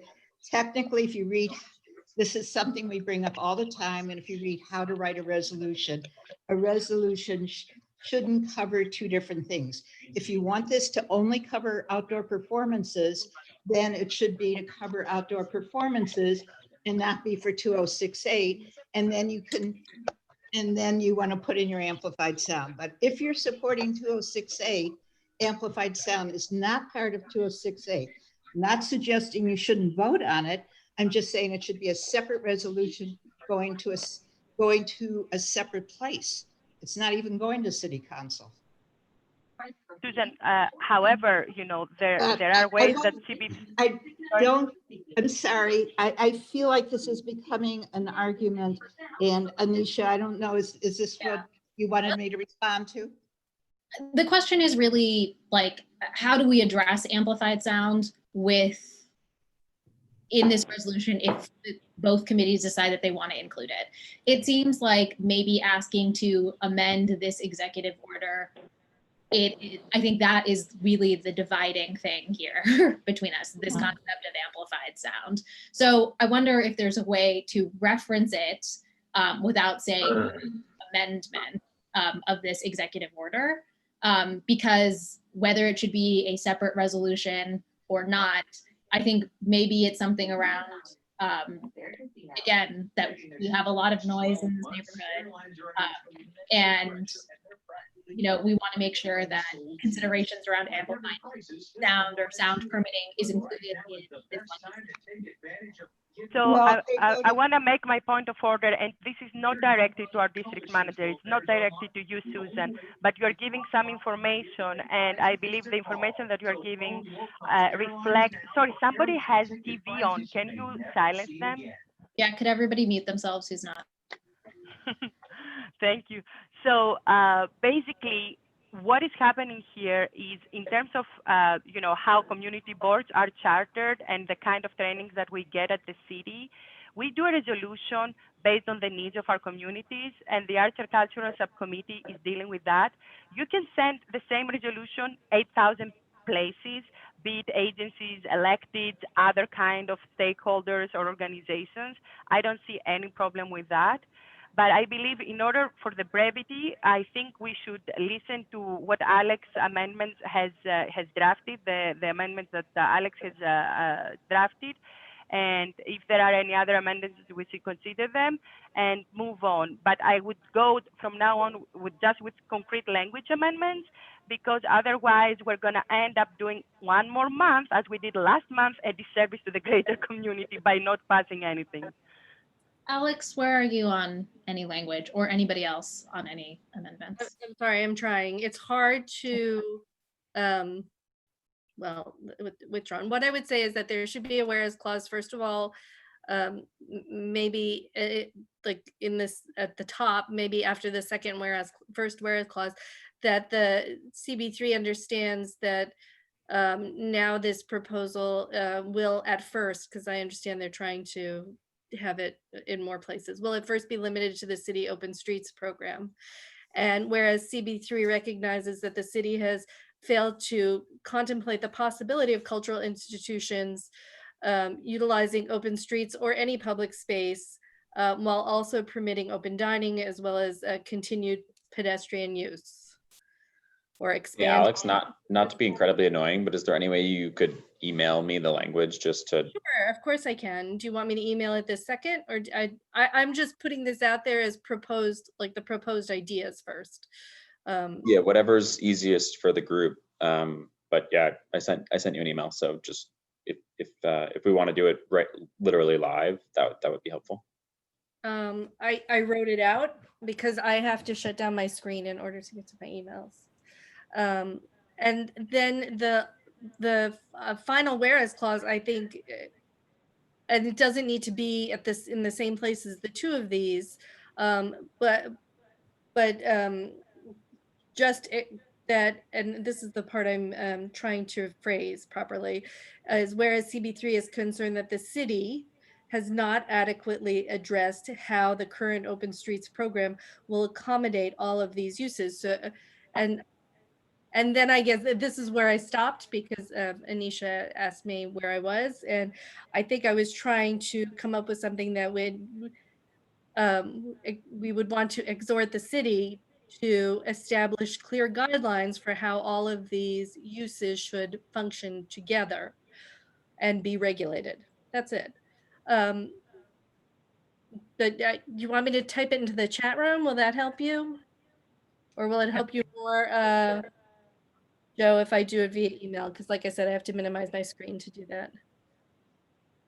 The chat is also fine if you want to just chat it to me. Then everybody can at least see it, right? Yeah, that's totally fine. Again, I'm open to other language or minimizing the language or changing the language. I was just trying to get the ideas out.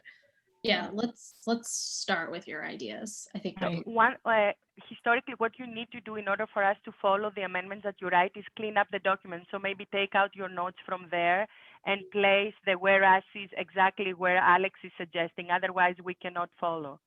we'll get there. We need the text and then we'll insert it and you'll be able to see it. Yeah, but right now we're actually seeing the notes. We're not seeing where in the amendment, where in the resolution it's gonna be inserted. Well, first she has to put it in the chat. Yeah, here's one. Andrew Comey. So is there, because this amplified sound thing is still an issue, I saw a comment from Herman. Is there a way to turn the executive order amplified sound thing into a whereas? So this resolution supports 2068-2020, but then we have a whereas clause, as Carolyn and Crystal articulated, something to the effect of whereas in order to effectively have a performance, amplified sound is necessary, blah, blah, blah. I'm not expert at crafting a resolution.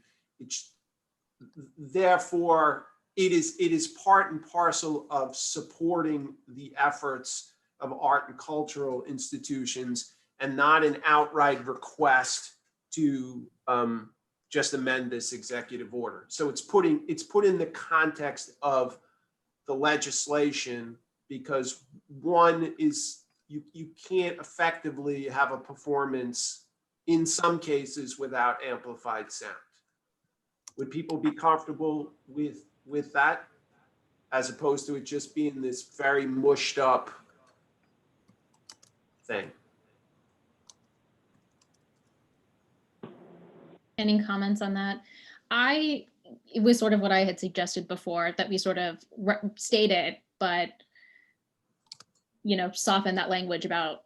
I think that would work.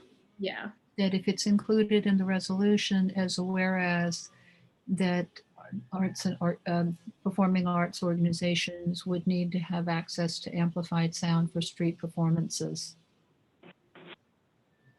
Right. I think that would address my concern, Carolyn. So we do have two members of the public with their hands raised. And Lisa, one thing, it's very hard for us to follow the text amendments. The usually way in which we do it in other committees is you finish the one proposal, like we still need to read what Alex's proposal was, then you draft the new proposal that was put ahead by Andrew, and then you actually need to understand if it works, if everybody, especially the Arts and Cultural Subcommittee members, feel comfortable with that. And then normally, if the members are all ready to vote, generally the public doesn't contribute while we're writing a resolution, never in land use. There is a public comment area, and now we're working. So it's very hard to follow. Already we're following through two amendments, So I recommend that we read where we are and we finish the resolution. Sure. So I think because Alex is putting forward 3 new whereas statements, let's wait for Alex to put those in, and then we will go through those 3 because I believe they're in succession maybe. And then everybody will have a chance to comment on those. Well, while we're waiting, I've been one of the people with a hand up for 45 minutes. Might I ask a question? So typically when we're working on a resolution, we don't allow public to speak. It's usually just committee members. But I heard you just say you were opening it, so I apologize. Well, I was going to say, since we have this lag, I will open it up to you and to Laura. Great, thanks.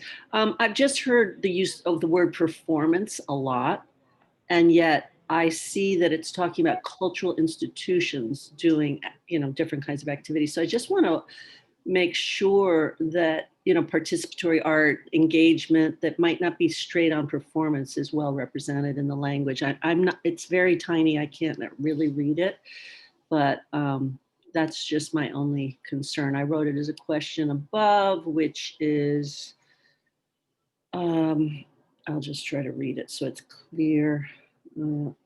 is this for performances only, or is it for engaging in art activity outdoors? For instance, lecture demonstrations where audiences can participate as well.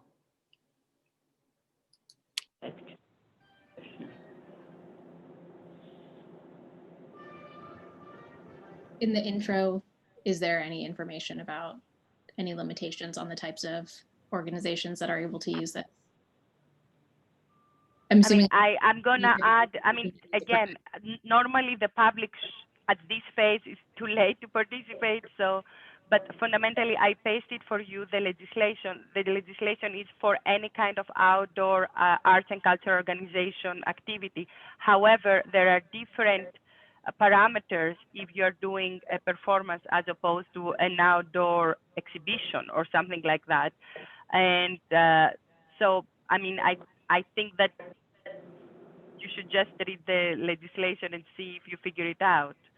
Laura, you'll have the last comment from the public. Thank you very much. And I just I appreciate everyone's work to craft a resolution that residents can enthusiastically support and organizations that represent both residents and businesses can enthusiastically support.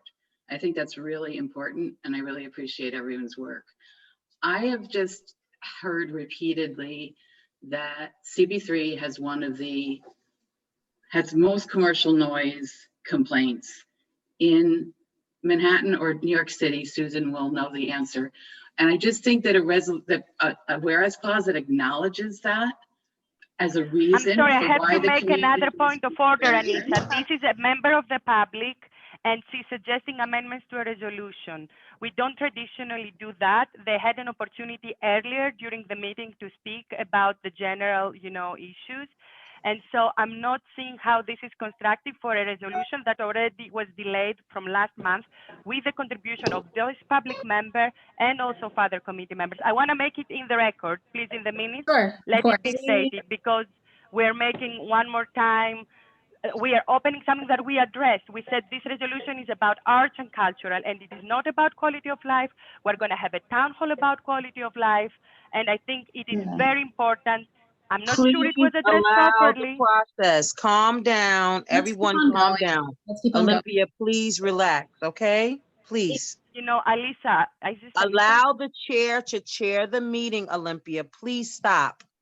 Let's go ahead and move forward.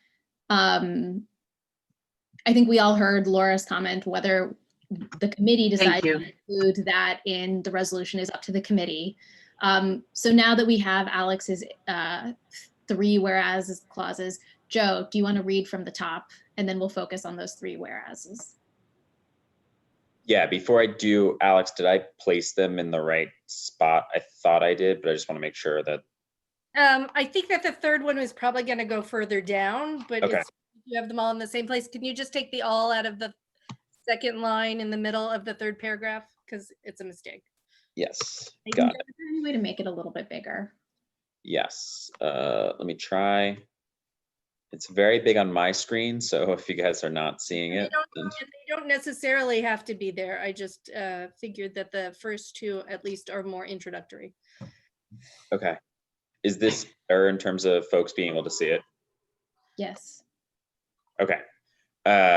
So what I'll do is I will read the 3 clauses as they stand right now, and then happy to kind of adjust or move them around. I think, Alex, to your point, there's probably a better place for the 3rd one, but let me just do it in the surface of reading it, which is, all right, so the 3 new clauses. Whereas CB3 now understands that this proposal will at first be limited to the city open streets program, and whereas CB3 recognizes the city has as yet failed to contemplate the possibility of cultural institutions utilizing open streets or any public space while permitting open restaurants and dining and expanded pedestrian use. And whereas CB3 is concerned the city has not yet adequately addressed how the current open streets program will accommodate this use in its discussion of this legislation, so that exhorts the city to establish clear guidelines and parameters for this added use and its enforcement, and then the next whereas clause. Can I make a suggestion? On the 3rd whereas, could we include after the and a statement about And this includes the use of amplified sound for performances? And that way you would be addressing the issue of amplified sound for performances and stating that that's what it's for. Rather than having the last therefore. Can we go back down to the last therefore? The only way I see to add that will be will accommodate this use, including amplified sound. I mean, it's sort of a different idea and just tacking it in as a little clause. So I don't know if you really want to do that, but. Okay. I'll put it in brackets just so that way.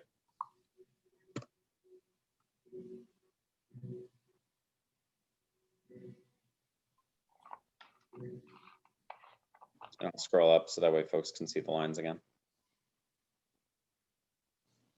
Or will accommodate this use, which would include the ability to have amplified sound, I guess is a better phrasing. I mean, I think we cannot put this in the context of the legislation because the legislation purposefully doesn't deal with that. It is the executive order that deals with that. So it could be a separate, whereas as Andrew was suggesting, I think. I'm sorry, is it the part about the amplified sound that would be separate? I'm just. Yeah, because that one is part of the executive order, not of the legislation.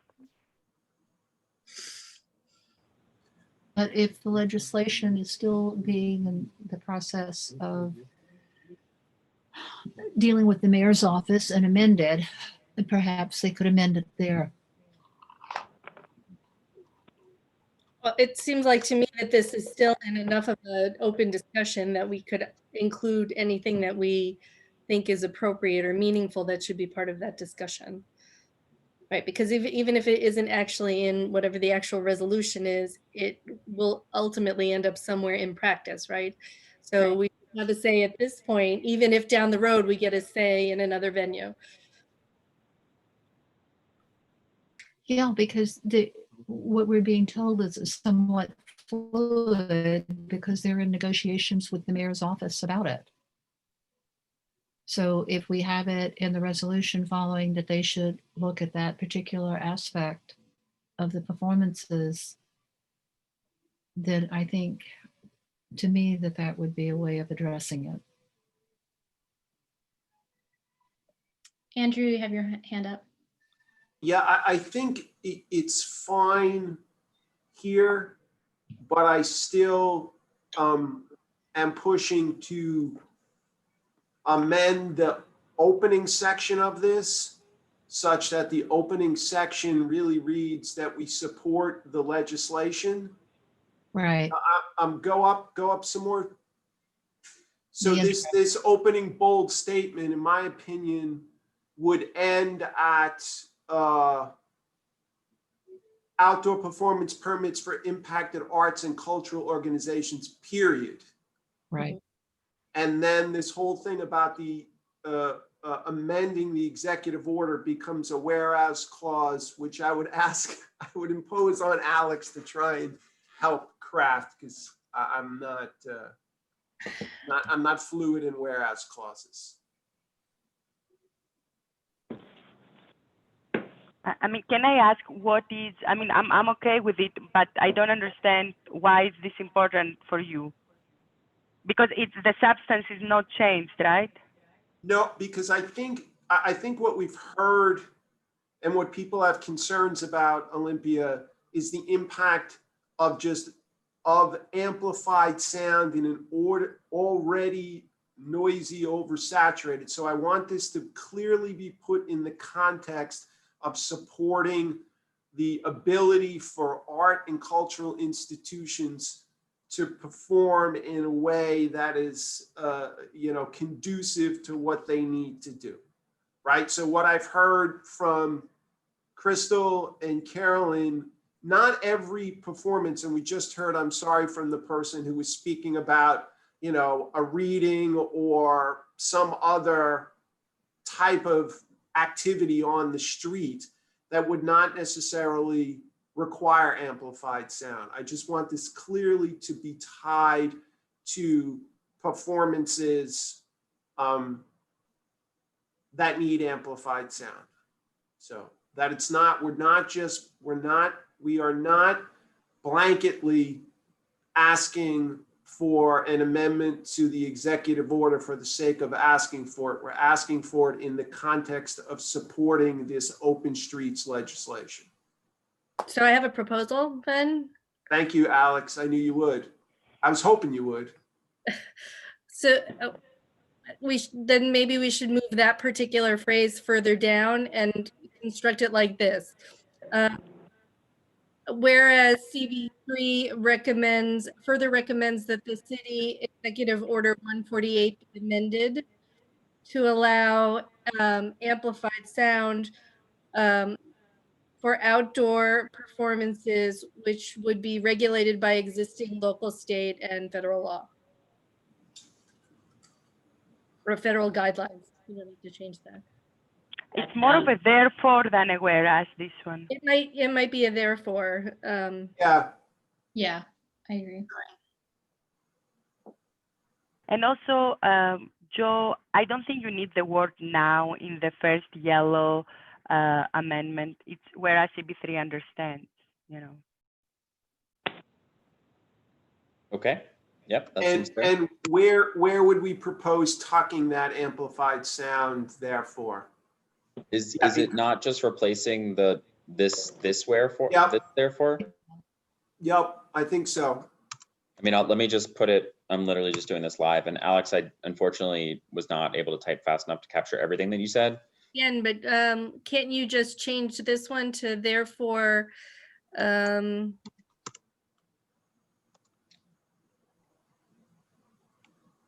Hold on, to amend executive.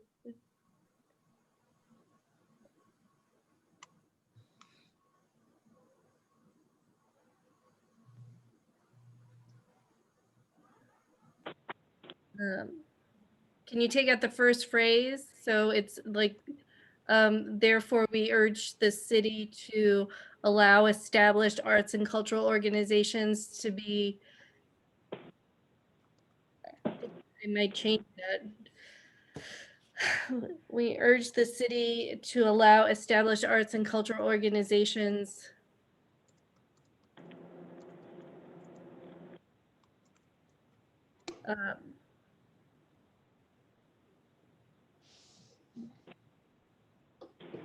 I would either say to be accommodated by allowing them out to perform outside, you know, or in the open streets program, or I would say to host outdoor performance.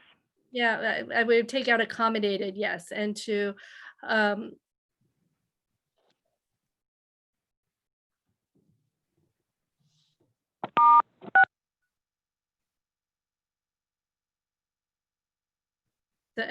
yeah, that's fine. And then take out and make performances accessible to the general public. Yeah. Or to hold outdoor performances accessible to the general public. Right? Yep, that makes sense. Yes. What was the to be accommodated part you wanted me to? Yeah, take out because that's So just cut it. Accommodated by allowing them to hold. I would just put therefore we urge the city to allow established arts and cultural organizations to hold. Yep. Just extra words. Right? Yep. Yep. And then, so do we want to cut this? To allow, No, Can you scroll No, up? we don't. Because We don't. yeah, you still need that. Okay. So we have two therefores. so I would just put this, is it actually entitled Mayor de Blasio's emergency executive order? Yep. I mean, mayor.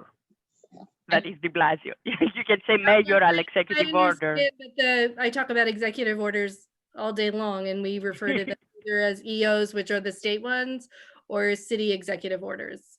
You're correct. Probably city executive. Yeah, I would just say the city executive order 148 because it identifies it to allow amplified sound for. regulated by. I always see it as mayoral as opposed to city council or something. I mean, though only the mayor, I think, It just can. is city executive order. So it's just distinguishing it as Executive Order 148, which the city promulgated as opposed to the state. Correct. So not having read the executive order, how does amending this executive, so will this allow anybody now to perform outside using amplified sound and we're relying on the police department to say it's too loud? No, it would be regulated. It should be, which would be regulated by existing local, state, and federal guidelines. Okay.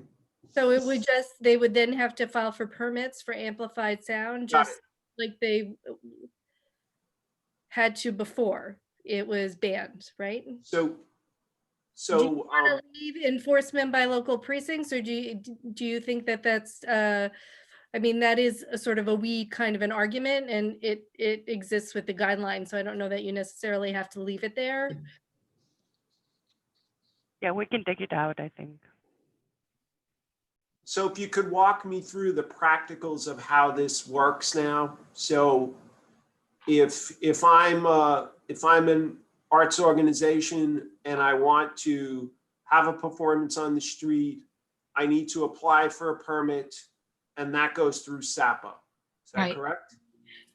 Right now, the way it is, or it has been in the past, when you do an event and a street event, it goes through SAPO. The precinct will not issue you a sound permit until you have the certificate from SAPO authorizing it. So got it. So you get the SAPO permit, Carolyn, and then you have to apply for the sound permit. And then you go to the precinct with the permit from SAPO, and they will give you the sound permit. And this executive order has prohibited people from even applying for a sound permit. My understanding is that SAPO has totally axed any outdoor performances, period, or street events. So There this have been would be, performances in the park with sound permit.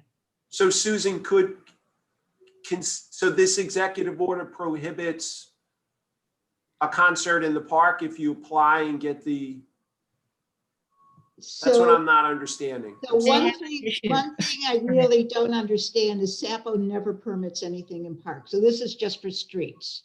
Yeah. This is just for streets. The one sound permit that was permitted in the park was a concert that was billed as a First Amendment concert. It was put on the application. So that's the only sound permit. Other than that, the police are not issuing sound permits at this time. That doesn't mean they're not going to change next Right, but month. what is this executive order currently banning? Which is The mayor has an executive order that bans sound permits. Period. For anything. That's, I haven't read it. That's my understanding. And the only way to change that is for the mayor to revise his executive order. Right. Andrew, if you want to read it, I posted the executive order here. Exactly as Susan says, it states that it doesn't allow any agency to issue sound permits. Great. Alex has her hand up. So just in terms of order and where things should go, should we leave the last therefore? That's one question. And then maybe what we should do is take out the phrase of my last whereas clause, which I think should go someplace else. I don't know that it should go up at the top, because the arts subcommittee had, good language for why this is so relevant, which should go higher, right? But maybe taking out the exhorting the city to establish in its continued discussions, exhorting the city to establish clear guidelines and parameters for this use as part of open streets and its enforcement. So, I mean, I don't care either way if it stays in the whereas or it goes to a therefore. I recognize that I wrote two things in there.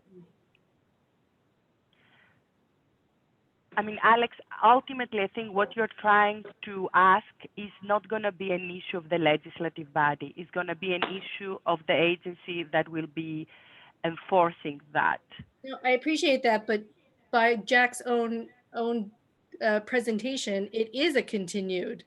You know, it is something that they're kind of discussing, but not really establishing anything for. I just think it should be something that happens during the course of the continued discussions, like how do we do this?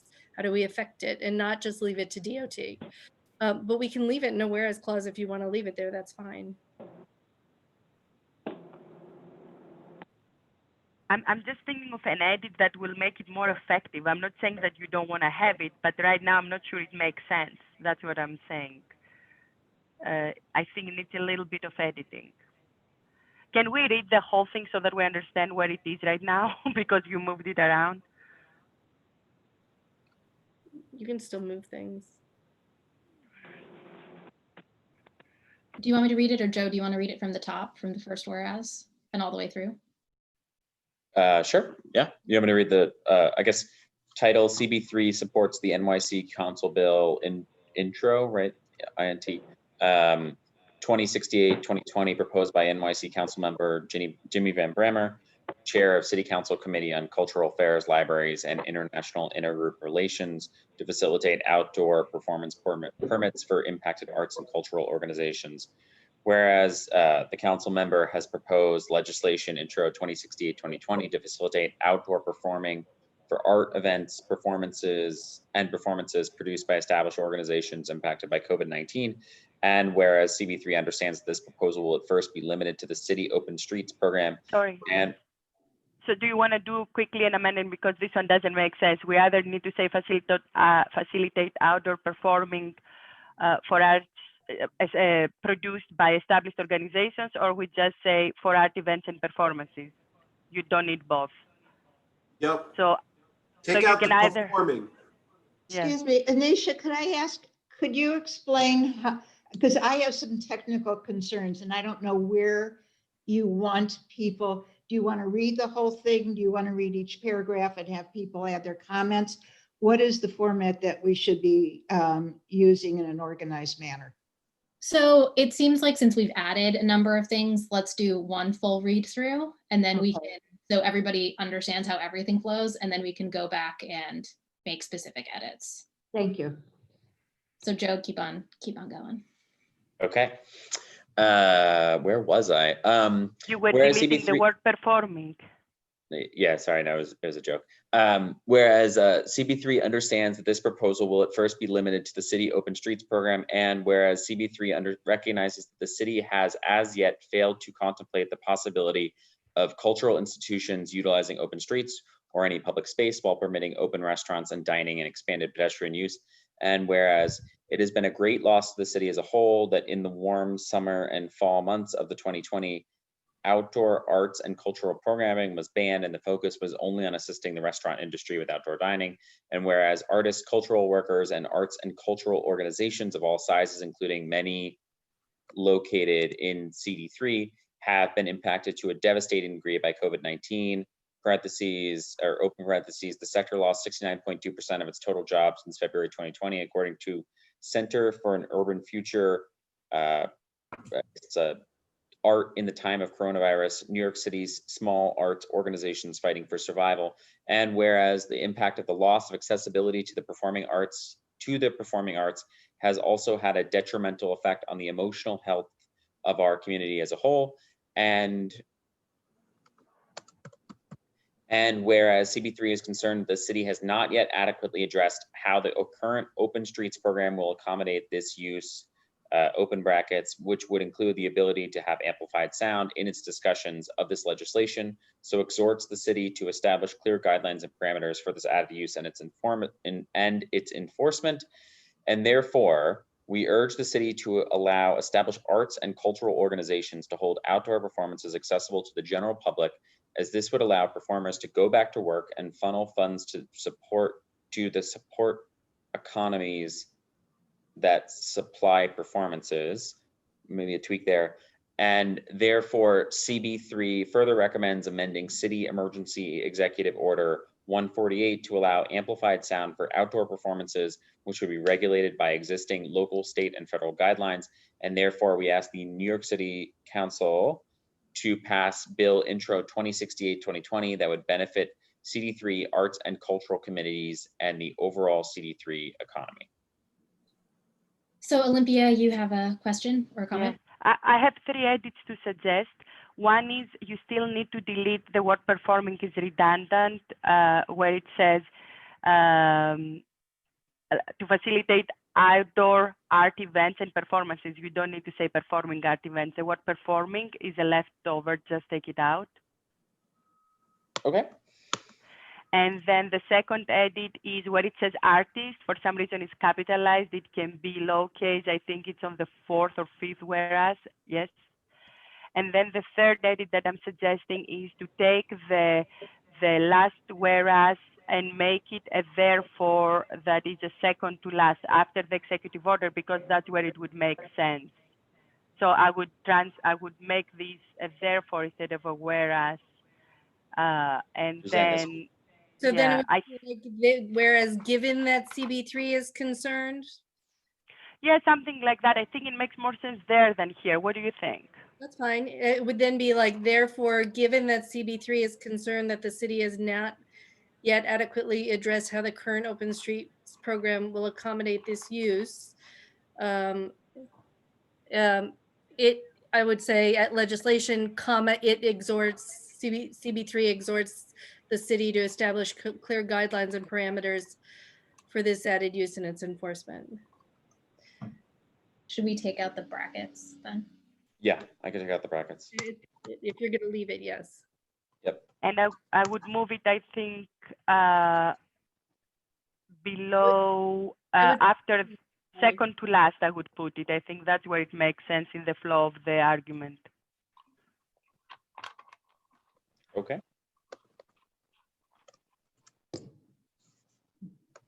What do you think, Alex?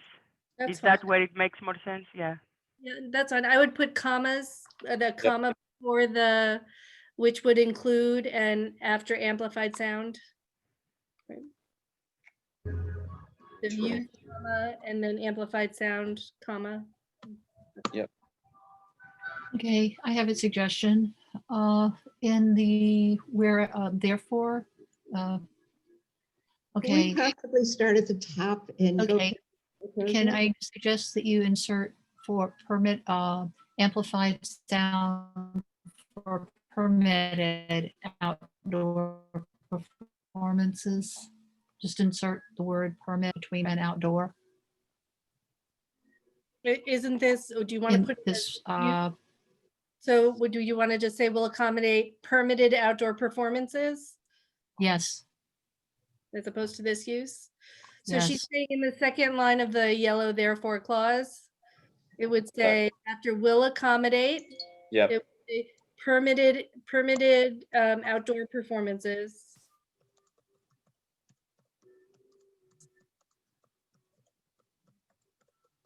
And delete this use piece. Mm-hmm. There you go. Thank you. Anisha, could we start at the top now and go paragraph by paragraph, or actually title, start with the title? Let's go to the top. Can I give these are just strictly technical stuff.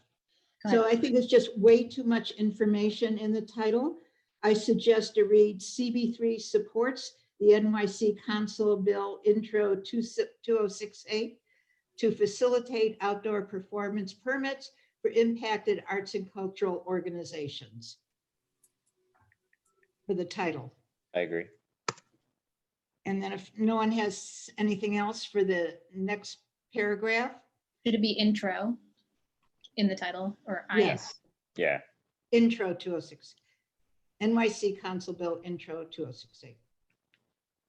For the next paragraph, I would say, whereas proposed legislation Intro 2068 would facilitate outdoor performing and the rest. So we take out NYC Council member Jimmy Van Bramer has. So it'd be whereas proposed legislation Intro 2068 would facilitate outdoor performing. I would leave it as art events because there's a possibility that other types of Yes, events other all than of that. performances. All of that. Yes, Yep. I was just saying, and everything else would stay. Yep. Yeah. Got it. Everything else would stay. The paragraph below that, I would totally take out. I don't think it adds to what you want. Not that one, Joe. The third, now it's like the fourth whereas. I This think. one? Whereas it has been a great loss to the city. I mean, I don't see why that's a problem.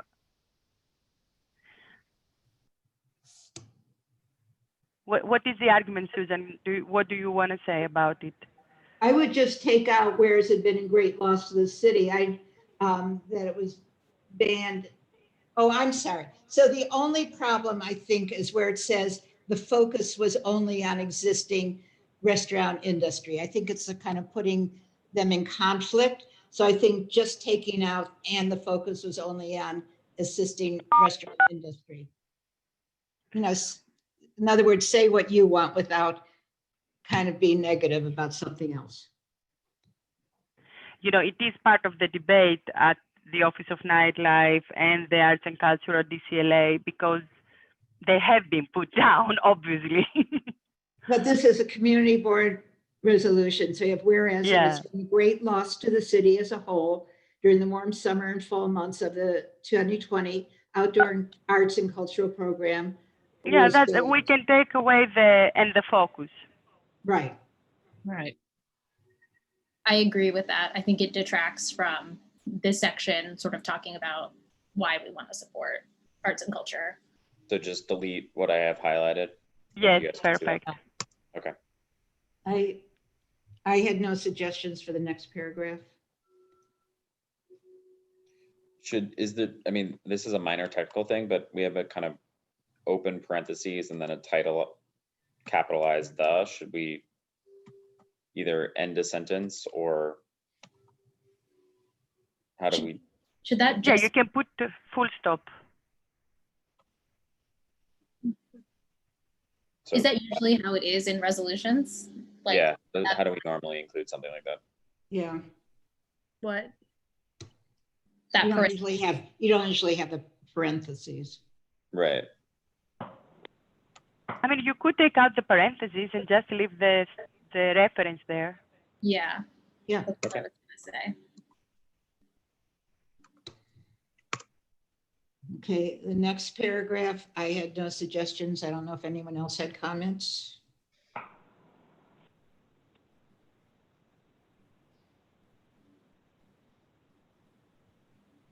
I would maybe delete the as a whole, but I don't feel strongly about it. I agree with you. I think it's better. It just reads better.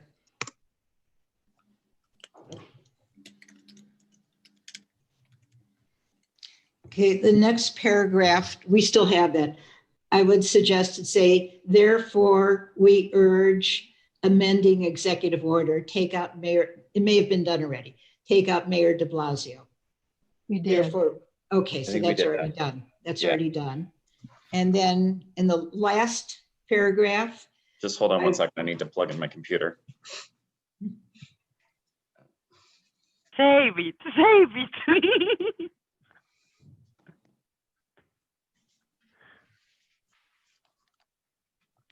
Okay.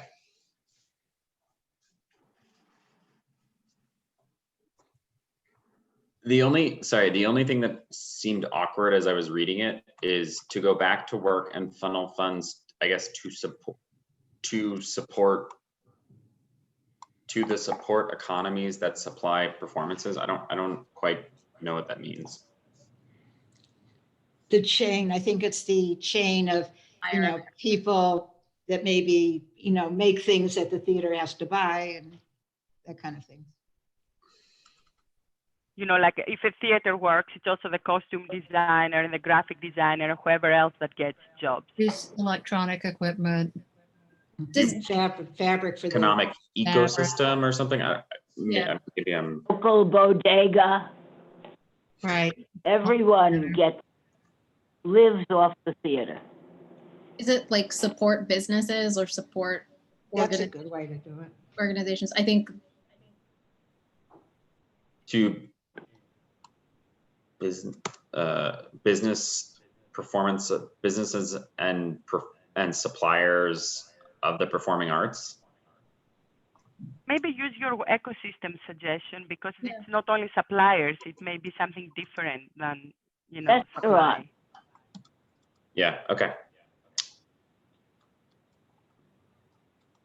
Tell me when you finish.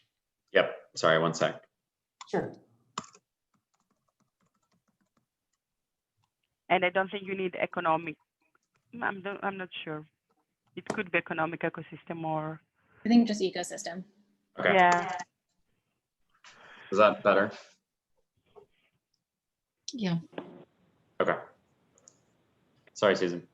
Okay, so for the last paragraph, I would just revert to our standard language, which would be, therefore, Community Board 3 supports Intro 2068, which would benefit Community District 3 arts and cultural communities and the overall economy and the overall local economy. Want me to read it again? I think so, yes, that'd be helpful. Therefore, Community Board 3 Yep, supports Intro 2068, yep, which would benefit Community District 3 arts and cultural communities and the overall local economy.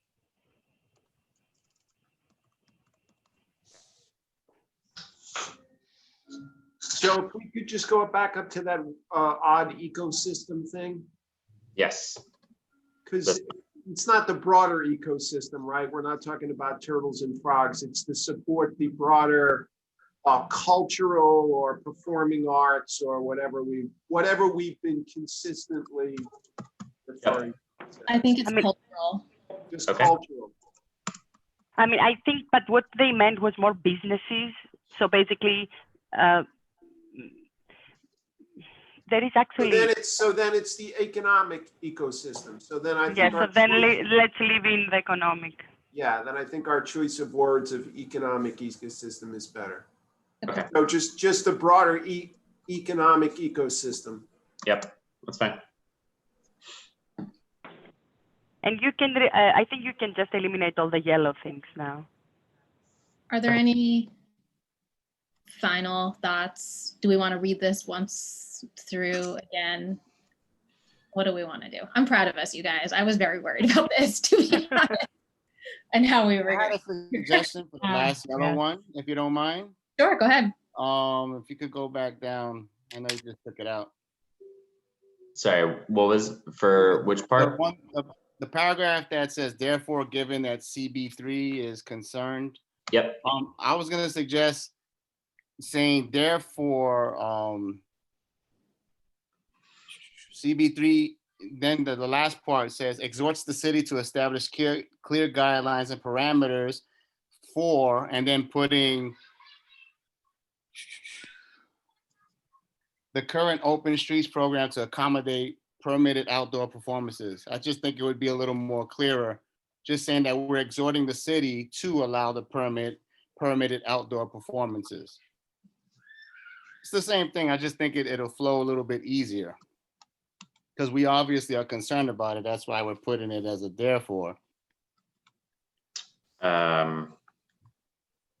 You're saying essentially just use parallel language structure in like this part that I've highlighted, copy it and put it here. Yeah, and I'm just saying, like, just being directly saying that CB3 exhorts the city to establish clear guidelines, and then, you know, we're saying what we mean by saying the open streets program will accommodate permitted outdoor performances.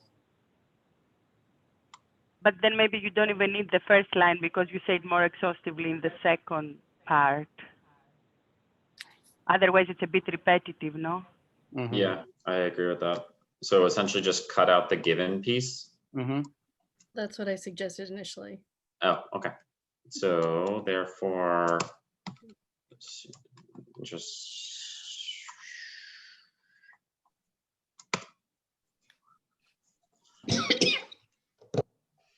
exhorts the city to establish clear guidelines and parameters for open streets. For its or the, for its or the. Or the, or it's. Open Streets program that will accommodate permitted outdoor performances and its enforcement. Their enforcement.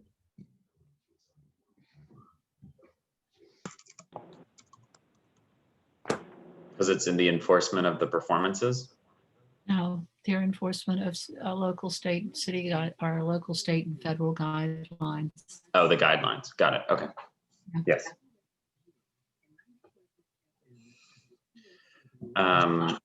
Okay. So do you want me to read it one more time? Let's read it one more time and then we'll go ahead and vote on it. Okay. Here.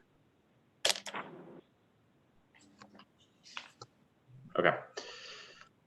Title, CB3 supports the NYC Council Bill Intro 2068-2020 to facilitate outdoor performance permits for impacted arts and cultural organizations. Whereas proposed legislation Intro 2068-2020 would facilitate outdoor art events and performances produced by established organizations impacted by COVID-19. And whereas CB3 understands that this proposal will first be limited to the city open streets program. And whereas CB3 recognizes that the city has as yet failed to contemplate the possibility of cultural institutions utilizing open streets or any public space while permitting open restaurants and dining and expanded pedestrian use. And whereas it has been a great loss to the city as a whole that in the warm summer and fall months of 2020, outdoor arts and cultural programming was banned. And whereas arts, cultural workers, and arts and cultural organizations of all sizes, including many located in CD3, have been impacted to a devastating degree by COVID-19. The sector lost 69.2% of its total jobs since February 2020, according to the Center for an Urban Future. I'm just going to skip reading that full title, although I guess it needs a close quotation marks. And whereas the impact of the loss of accessibility to the performing arts has also had a detrimental effect on the emotional health of our community, and therefore we urge the city to allow established arts and cultural organizations to hold outdoor performances accessible to the general public, as this would allow performers to go back to work and funnel funds to the broader economic ecosystem. And therefore CB3 further recommends amending City Emergency Executive Order 148 to allow amplified sound for outdoor performances, which would be regulated by existing local, state, and federal guidelines. And therefore, CB3 exhorts the city to establish clear guidelines and parameters for its open streets program that will accommodate permitted outdoor performances and their enforcement. And therefore, CB3 supports Intro 2068-2020, which would benefit CB3 arts and cultural communities and the overall local economy. Oh, that sounds great. Madam Chair, I'd like to ask one question. Sure, go ahead. It keeps referring to arts and cultural organization. But there are individual artists that are not established cultural organizations. And there's only one portion of the whereas that referred to artists there, but I understand that most of the people who would probably benefit from these are individual artists. Is that structured anywhere in this? I think you're right. This also would include individual artists. I don't know if we should go ahead and list them in addition to arts and culture organizations.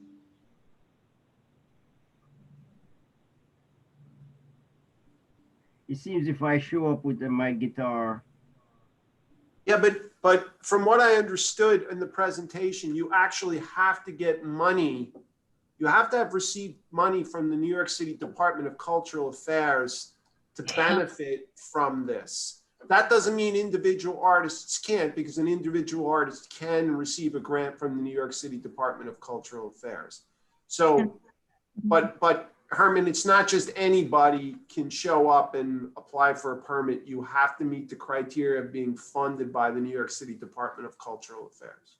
Okay. I'm not suggesting we add that to the resolution. Okay, if I take that into consideration, then there's a lot of people Yeah, no, individuals in theory could qualify for this because they do qualify for City Department of Cultural Affairs grants. I'm sure. Could we say qualified artists? No. My understanding is that you have to be a nonprofit in order to apply for the Department of Cultural Affairs or have a fiscal sponsor in order to apply. They do not fund individual artists. There are other local organizations that do. I mean, Lower Manhattan Cultural Council can fund an individual artist. Carolyn, I stand corrected. You're right. That's what I was thinking of. My apologies. Right. DCLA does not fund individual artists. Okay.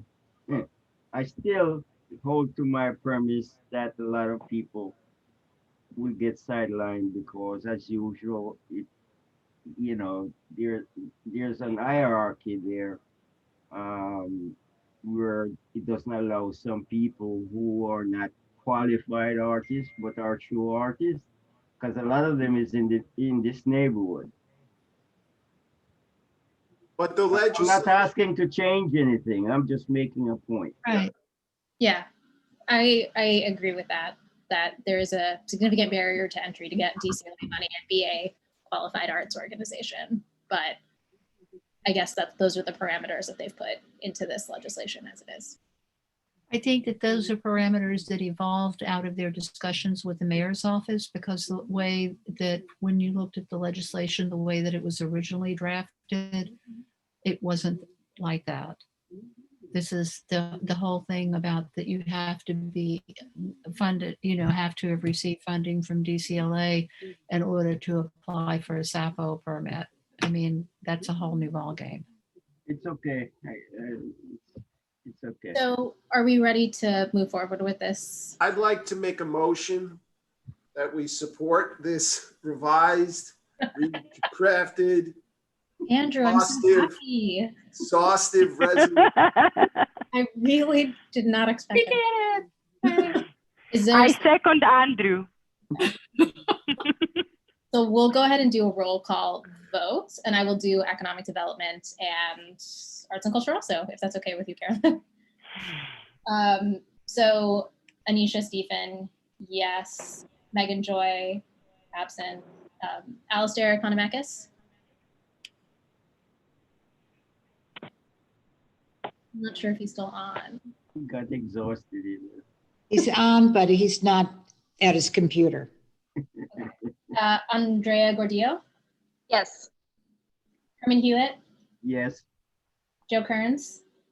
Yes. David Louie. Yes. Alex Militano. Yes. Richard Ropiak. Yes. Rodney Washington. Yes. Andrew Comey. Yes.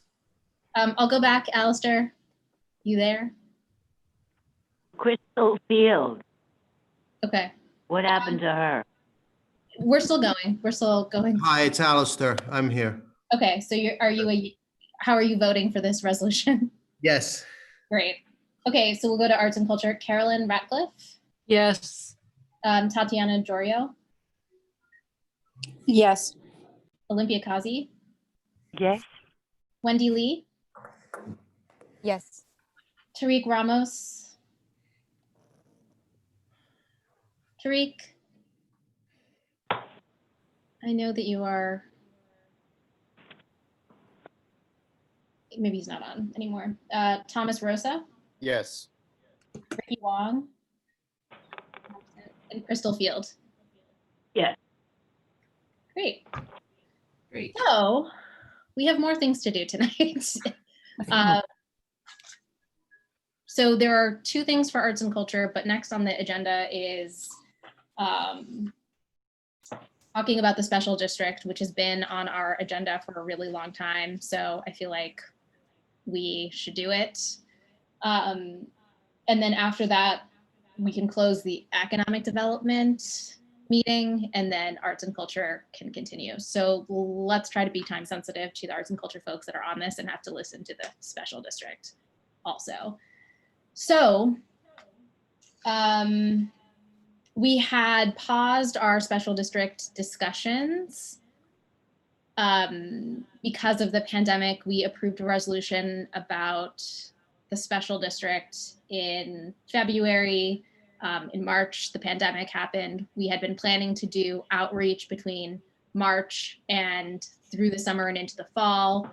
And I pulled up our very limited outreach sort of proposal, which was to speak with a presentation at an AVIMA meeting. We were going to schedule a couple block association meetings and then tenant association meetings, and then also have a formal town hall. So that's what had been sort of mapped out for us. I think with the new landscape of, you know, the world we live in right now, how do we want to proceed with doing outreach with those specific groups that we had? Has that changed? And how would we like to move forward? Does anybody have any? Yep. So I don't see anybody from AVIMA on our call this month, but they had been the 2 previous months. And I don't know that we can speak for them, but I remember very clearly, I don't know if Laura has any insight, that they had volunteered to host. You know, and obviously it would have to be done via Zoom, but I believe they had agreed to host a Zoom outreach meeting. So I would suggest if we can confirm with them that they're still willing to do it, that would be at least a good place to start. Okay. And then certainly I'm sure there are block associations that would be willing to do the same, but we'd obviously have to figure out who they are and ask them if they would be willing to facilitate one. I guess the bigger question, if we want to stick to the AVIMA block associations, tenant associations, and then have a town hall, is really what is the timeline for doing that and how do we logistically want to do it? I think there are, you know, we had thought about inviting people to our meeting time. We had thought about going to their specific meetings. I think I also want to make sure that everybody sort of understands the bandwidth of the committee and the office to sort of facilitate these things. So I will also, hope that, members of the committee would want to attend these in order to do some of these presentations, because I know that the office is particularly overwhelmed right now with a lot of things. So it will really be on the committee to do a lot of this outreach.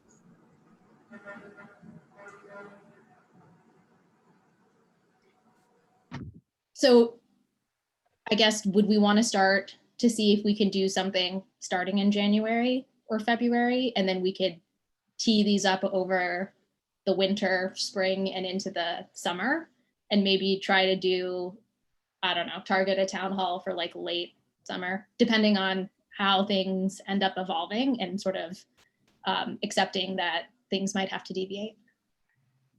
Susan? You didn't mention NYCHA or any of the any groups on Avenue D before the town hall. That was tenant associations. That was as part of, you say tenants associations? Right. That was part of what? Tenants associations. I think we were contemplating those buildings as part of tenants meeting Okay. tenants associations at tenants meetings. I think there's going to be some real challenges in getting people engaged on this. Frankly, I think that certainly AVIMA will probably be interested, but in terms of tenants associations and the ability to connect and reach a lot of people, I'm concerned about. But I don't know, we press on if we need to. No, Anisha, I would agree with you on the tenants associations, but again, I think we have an active small business association that has been interested in this for quite some time. So I don't see any harm in starting by asking them if they could host something and when they would like to do that. They may say, no, this is the holiday season, we need to concentrate on our businesses or rescind the offer. But I think that would be a place to start. And I think there are block associations that I'm sure would be interested. I think that the challenge doing anything in the next couple of months will be the tenant associations. Okay. So maybe we start with the business groups, and then as things evolve, we figure out how to engage the tenants associations also. This is Laura. I have some information that may be helpful if it's appropriate for me to speak. Go ahead. We've lost everyone who was on the call. We did have some tenants on the call, and we also had some AVIMA members on the call. So they regularly meet Tuesdays at 10, usually once a month. So I think a goal of being on a meeting hosted by them at their normal time that they normally do it in January or February would be, they'll have the bandwidth then, and I think that would be, you'd get a better turnout than you will at your normal meeting time. So I think, and they're eager to hear from you and to give you their feedback. Okay. Thanks. I think January or February is too close coming off the holidays. So I think it should be pushed back using Andrew's suggestion for something later after April at least. After April? No, I wasn't suggesting that for AVIMA. I was suggesting that we defer to them as to when they would like to. No, that's what I'm saying. Yeah. I was saying NYCHA and the Tenants Association is probably going to be the toughest crack. Yeah, down the road. Okay. So I'll go ahead and work with Susan. I feel like Susan is, I don't know. Susan, I hope you want to help me with this, and start reaching out to folks and see what we can get calendared for this. But I will then either in the next meeting update everybody with sort of the schedule, but also who is going to attend, who has the ability to attend these meetings, and sort of ask for volunteers for a lot of that stuff, because I really do think everybody has a lot to do right now. So I want to make sure that the committee knows that they need to be plugged into this also. And it's not just going to be able to be me and Susan running around. So I'm happy to reach out to VEMA, but who else? I don't know anyone else to reach out to. There are community-based organizations that you could. I thought we said we're starting with business groups. Susan, I was simply suggesting what I thought was an easy way to get the ball rolling. The VEMA is very easy. It's not a problem. Let's just simply start by reaching out to AVIMA. You know them. Laura's on the call. Any one of us could reach out to them and ask them if they're offered to host a forum to have this conversation still stands, and what is the most convenient time for them to do it. And if it's the first Tuesday in February or the first Tuesday in March, so be it. I'm happy to do. I'll commit to something. Okay, great. So let's plan on that, Susan. I'll work with you on it. And then we'll go from there and then plan to continue doing outreach to the tenants associations and figure out the right timing for those things. And I think the ultimate goal is eventually to have a town hall when it seems right. And again, this is supposed to be this has always been contemplated as a very long process to get this zoning change. So happy to keep on working on it, but just so that everybody understands this is a multi-year engagement. What are we going to use for presentation materials? Do we have existing materials that are okay for that? I think we need to look and see what we have. And then I might, reach out to some committee members to help work on it. I think this is really kind of technical around zoning, and we need to make sure that especially those who are going to be able to go attend those meetings, have a pretty good understanding of what we're actually talking about. Okay, great. Are there any final comments or questions about this? Motion to adjourn. So economic development will adjourn and Carolyn can continue her meeting. Joe, I want to make sure before you log off that you give the hosting to Clint. Yes. You have to take attendance. I'm gonna go ahead and do that Yeah. for economic development. But before Joe jumps, I want to make sure that that happens. Yep, I will do that. Cool. So I'll go ahead and do the roll call for economic development. So Anisha Stephen, yes. Megan Joy, absent. Alistair Economakis. Alistair. Hi. Andrea Gordillo. Yes. Herman Hewitt. Herman. Yes. Thank you. Joe. Yes. David Louie. Yes. Alex Militano. Yes. Richard Ropiak. Yes. Rodney Washington. Yeah. And Andrew Comey. Yes. Awesome. Thank you guys so much. I'm glad that we were able to come to an agreement on this resolution. I was very worried after last month, and I appreciate you all working on this and, you know, agreeing on something. Thank you, Anisha, Alex. did you see in the chat that Tariq was I got dropped it. out? Good night. Great. Yes. Thank you guys. Thank you. Okay.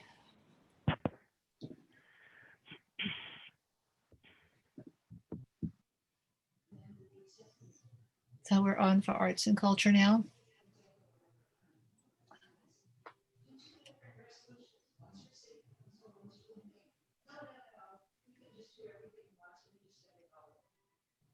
Is Okay. Who is this the closed meeting now? No, This is the arts and culture arts and cultural affairs meeting. On the agenda was to discuss the upcoming town hall. Is Susan still on? She hasn't signed off, but she's not in front of her machine. So I don't know if she's going to stay or not. Okay, because Susan had reached out to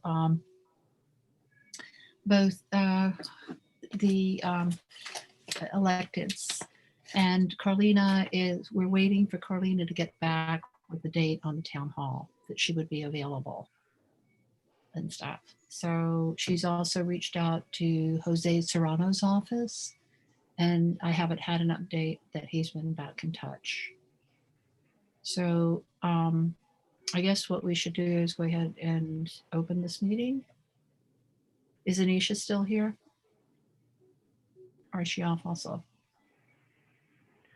I think Anisha is Looks not like here. Yeah, Anisha signed off.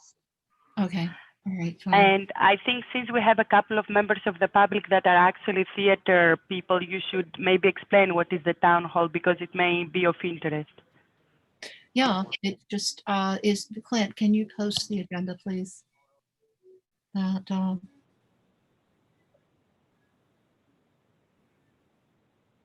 Sure. Hold on 1 second. I didn't get an email, but I will just copy it from the website. Hold on.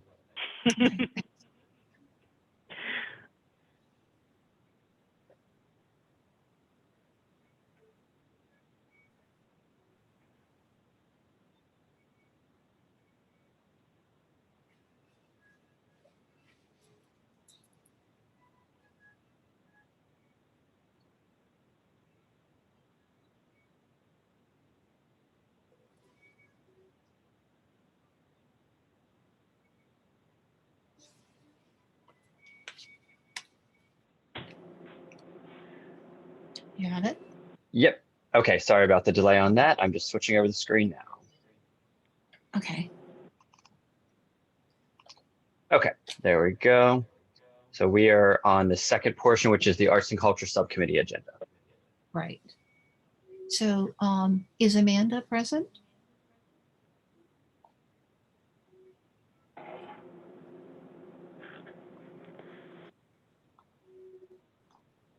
Arts on Site, are you here?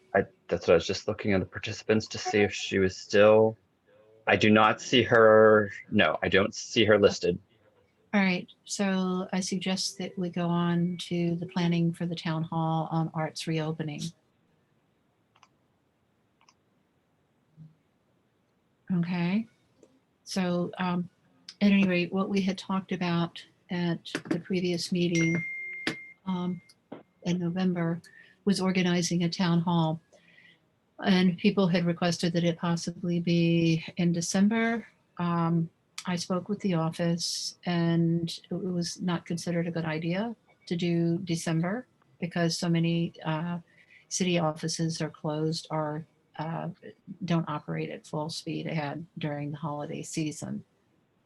So at any rate, Susan has reached out, as I said, to Carlina's office and to Jose Serrano's office, and we're waiting to get back a possible date for January and everything to go forward with the town hall. Then I think what we would need is for the committee members that are here, if you have suggestions as to the agenda for this town hall, and go with that.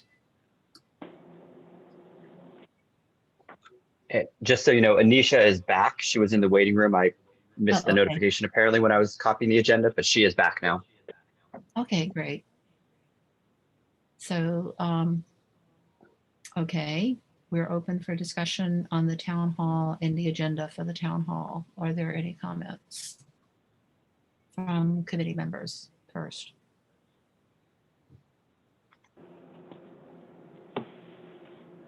Olympia? I didn't raise my hand. Okay. No, I asked if you had comments about the agenda. I mean, my understanding is that in the last meeting, we just decided that we wanted to have a town hall meeting with the electeds to understand what are they doing in general for supporting artists and arts organizations, not just about reopening. This is an edit that maybe you as the chair is suggesting, or it came back through discussion with other entities. Do you want to explain this? That I thought that what we were doing is asking one, first and foremost, if the council person wanted to co-host the town hall. Okay, so my understanding is that we're waiting to hear back from Carlina's office on that with a date that would be convenient for them to do that. Carolyn, Anisha has her please. hand up as well. I just, whenever you're ready. Anisha? I believe I don't know if you saw Susan's email, we heard back from Carlina's office. Right. So I think that she had availability. Maybe you already said this. I think it's in January. My understanding, the date was not firm yet. I should be back from Pedro, I believe.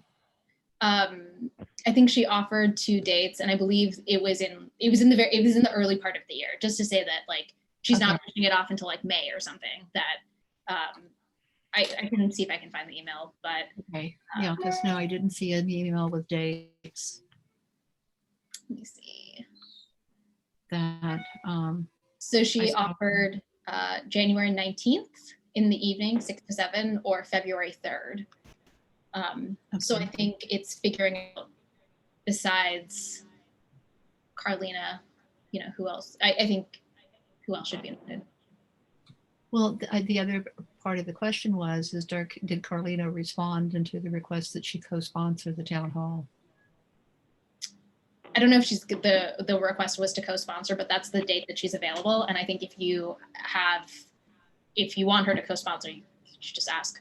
No, that had been the original request, Yeah. because when I had asked about it, we had gone over that, and Susan said that she would do the outreach and then have them contact me. Okay, so. And Olympia has her hand up as well. Okay, so Olympia. Yes, so I wanted to reiterate what I said earlier, because I'm not sure your answer to what I said. Right now, the agenda we see in the screen says planning for town hall on arts reopening. Instead, in the previous subcommittee meeting last month, what we discussed was a town hall that would address the, what is happening around artists and arts organization right away in terms both of intermediate support and long-term reopening agenda. And we were discussing about elected officials that would have a say in terms of how the federal aid that we all know eventually will have to pass will be distributed among agencies, and thus at the Arts and Culture, DCLA, MOM, etc. So, the most important thing for us is to clarify if the agenda is still that, or it has changed to arts reopening only, and then who are the key elected officials, because Carlina, even though she represents us, it doesn't really have a lot of say on these issues as opposed to other elected officials. Right. Well, that was the whole reason for contacting Jose Serrano's office, because he's the chair of the Arts and Culture for the State Assembly. And as to what the State Assembly is doing, it is something that he's spoken about in a meeting that he is actively working on and is concerned about. But my understanding from the last time that I spoke with Susan is she has not gotten a response from his office yet. So she was supposed to refer his contact to me as soon as she receives an answer. So at any rate, how is the 19th looking for the rest of you guys?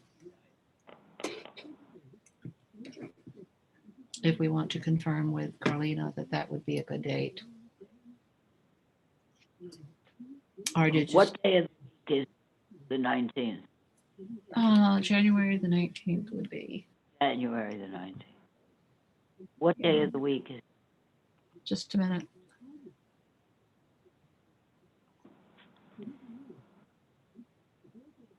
January the 19th is a Tuesday. Okay. That and perhaps the other thing in February 3rd was the other date that she floated. So the other option is to contact Jose Serrano's office and say, these are the two dates that our council person is available. Would he be available, or someone from his office on either of those dates to update us about what actions the state is going to take in regards to arts and culture, and perhaps answer that question about how funding would be allocated to address the issues that are existing with arts and culture organizations. January 19th is 2 So- days before the 21st. Mm-hmm. And that's the legal holiday.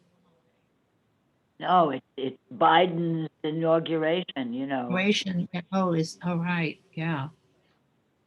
So I don't know if it's such a good, I don't think it's a good date. Okay. So February 3rd. The day before. Yeah. The 20th is the inauguration. The 21st is when he's in. Olympia has raised her hand as well again. Okay. Fine. Olympia. So I just want to ask one more time the same question, just to be to understand. So is the arts reopening the only subject of this town hall, or is it still what we suggested at the last meeting? It's what that we is suggested general at the support. last meeting and general support, and how the Excellent. city and state and what type of Great. support we can expect. So my recommendation then, Caroline, is the January 19th is a little bit arbitrary because of Carlina, and maybe the kind of people who actually you want in a town hall, and the arts and cultural organizations that hopefully will attend and want to make questions will desire, would be the Serrano for sure from the state, but also Jimmy Van Bramer, and also the commissioners, DCLA and MOM, because those are ultimately the people who will have sway and insight on the issues that arts and cultural organizations and artists will want to hear at the town hall. So maybe I would prioritize those people than our local council member. Well, I think that we have to coordinate the dates with all of them. That has always been the issue in the past, was getting dates that everybody could agree to.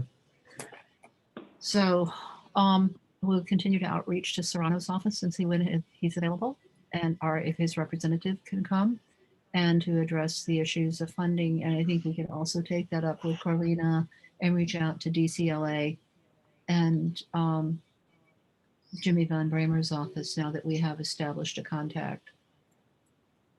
I have my hand up. Okay, Crystal. What about the Senator Hoylman, Don't you think he'd be good to get involved? Well, we can ask him. Oh, I'm sure he'll say yes. But it's just the reason we want Serrano is because he chairs the Arts and Culture Committee in the State Assembly. Oh, we can't have them both? No, I don't know. I have no opinion. I'm just asking.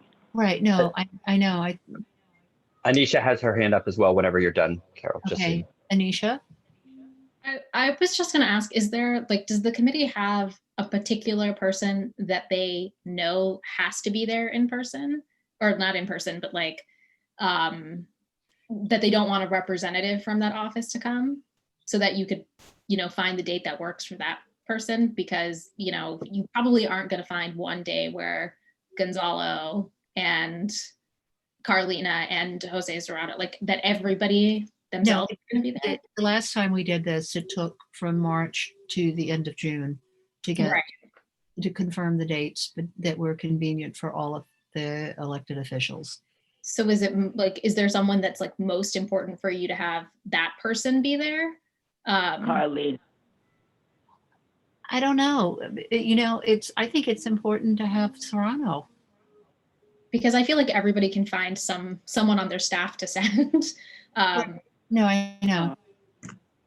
But I do think that we need to know what the state is taking, what actions they're taking in order to support arts and cultural organizations in this difficult time, as well as the city.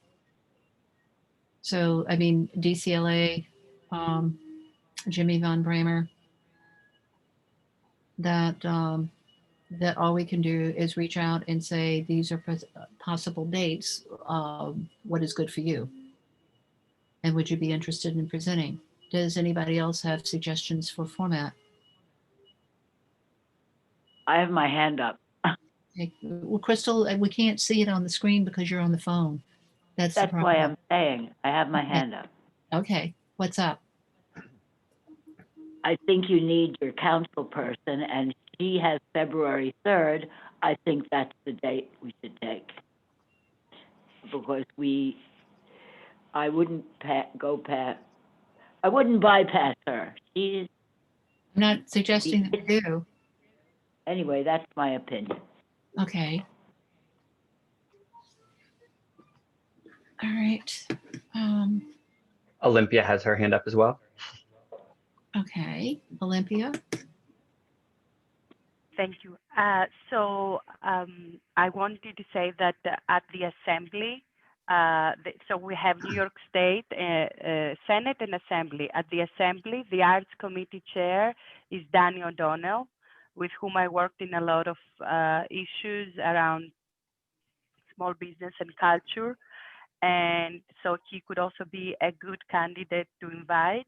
Okay. And to Anisha's point about which are the people that should be there, I think if the focus of this town hall is to bring arts and cultural organizations of our district and artists of our district in a town hall, in a forum where they can ask decision makers questions and just make statements and tell them what are our needs, I think that in terms of support and programs and policies, the people who need to hear that would be more, the chairs at city and state, so city council, senate and assembly, and the commissioners. And our councilwoman, the reason for which it was suggested at the last meeting to reach out to her was because if she becomes a co-sponsor and the outreach comes from her office, is going to be more effective in getting quick dates. Because elected officials, they can make themselves available in a second for various rallies and things. So I believe that that was the spirit of reaching out to Carlina, but definitely we all understand that those chairs of those legislative bodies and the commissioners are really the people who are decision makers, and our constituents would like to be in the same room with. Right. So basically, it would be Carlina, you're saying Daniel Donaldson for the assembly? The chair is called Daniel O'Donnell. O'Donnell, okay. But I don't understand, do you want us to help you as the committee members? Tariq had offered to reach out to some people, Tati, me, or you are doing this with the office? And I see Tariq writes things in the chat. I don't know, Tariq, if you have microphone, you want to talk. Right. And, Well, and first of all, Erez, you are, yeah, just a minute. Okay. Look, we went through this at exec. Okay. That was the reason, the one of the main reasons, because in the past, what I had been told is that the office wants to do the initial reach out to the elected officials. It's not a matter of that I can say that, oh, I can pick up the phone and call so-and-so. That she wanted to do the initial outreach and then give me the contact, and then we can call.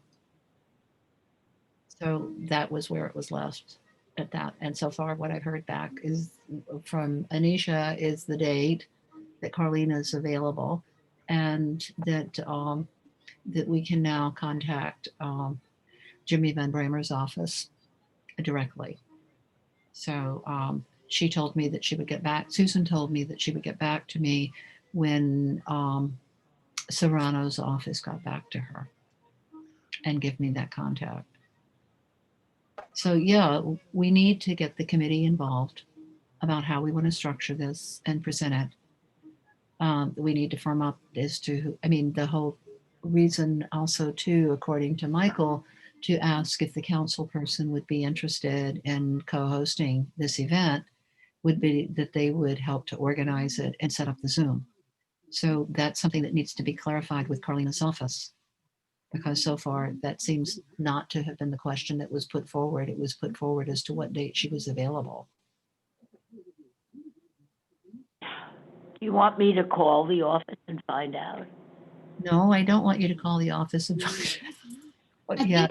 I think that she'll likely co-sponsor. I think that was in there, and the response was these are the days that were available. I think that if you would if you want to go through or continue working with Susan on it, I think we just ask. I think she needs a complete list of the people you need outreach to. I did give her a list, and I can add the other people that we need outreach to, to contact, or permission to contact. Let's put it that way. That has been an issue in the past. That is why I am dealing with it in this manner, because it's just been sticky. So the request that was put out to the office at exec was, what is the format? We can decide what date that we want to do it, what the subject is, and stuff like that. But okay, Clint, you have So two things. Erez has raised his hand, and so has Tatiana, and also I think Tariq is still having some audio issues. So in the chat, he asked, Carolyn, may you please reach out to Susan and have her contact Gonzalo, Jose, Daniel, and James with the dates that Carlina proposed for this town hall this upcoming week. We understand the issues that you've experienced in the past. Thank you. So at any rate, going forward, that would be the date that we would reach out for.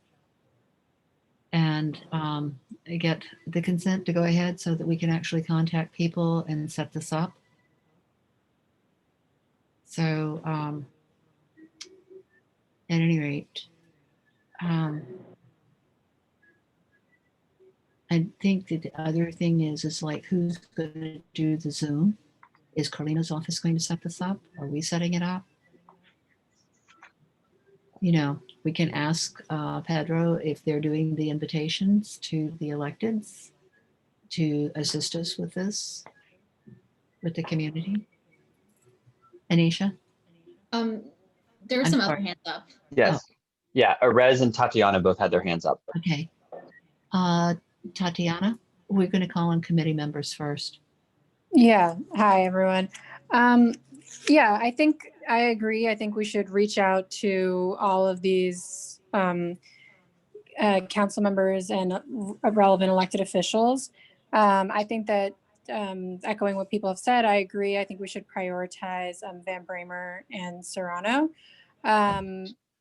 In terms of the format, if that's the question that we should be moving forward to, I guess this question is, are we giving the larger platform here to, are we having it as the elected officials, with the resources coming and speaking, and then having all of our public members, being able to ask questions and give, testimonies, 2-minute questions. Maybe we set up like a Google form for folks to sign up beforehand. Or yeah, I can't think of any other format than that.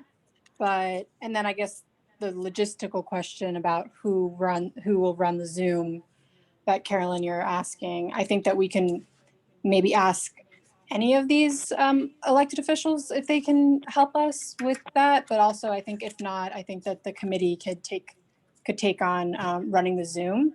I think we would it's more about like setting times for folks to speak and, making sure things aren't super like long, I guess. But yeah, those are my thoughts. Let me know if anybody can think of a more creative format, but that's the only format that I can think of, unless, maybe we want to start with, artists and our organizations giving testimonies and then going to the elected officials. But I think this might be the best use of everyone's time. But those are my thoughts. Okay. Any other, Erez?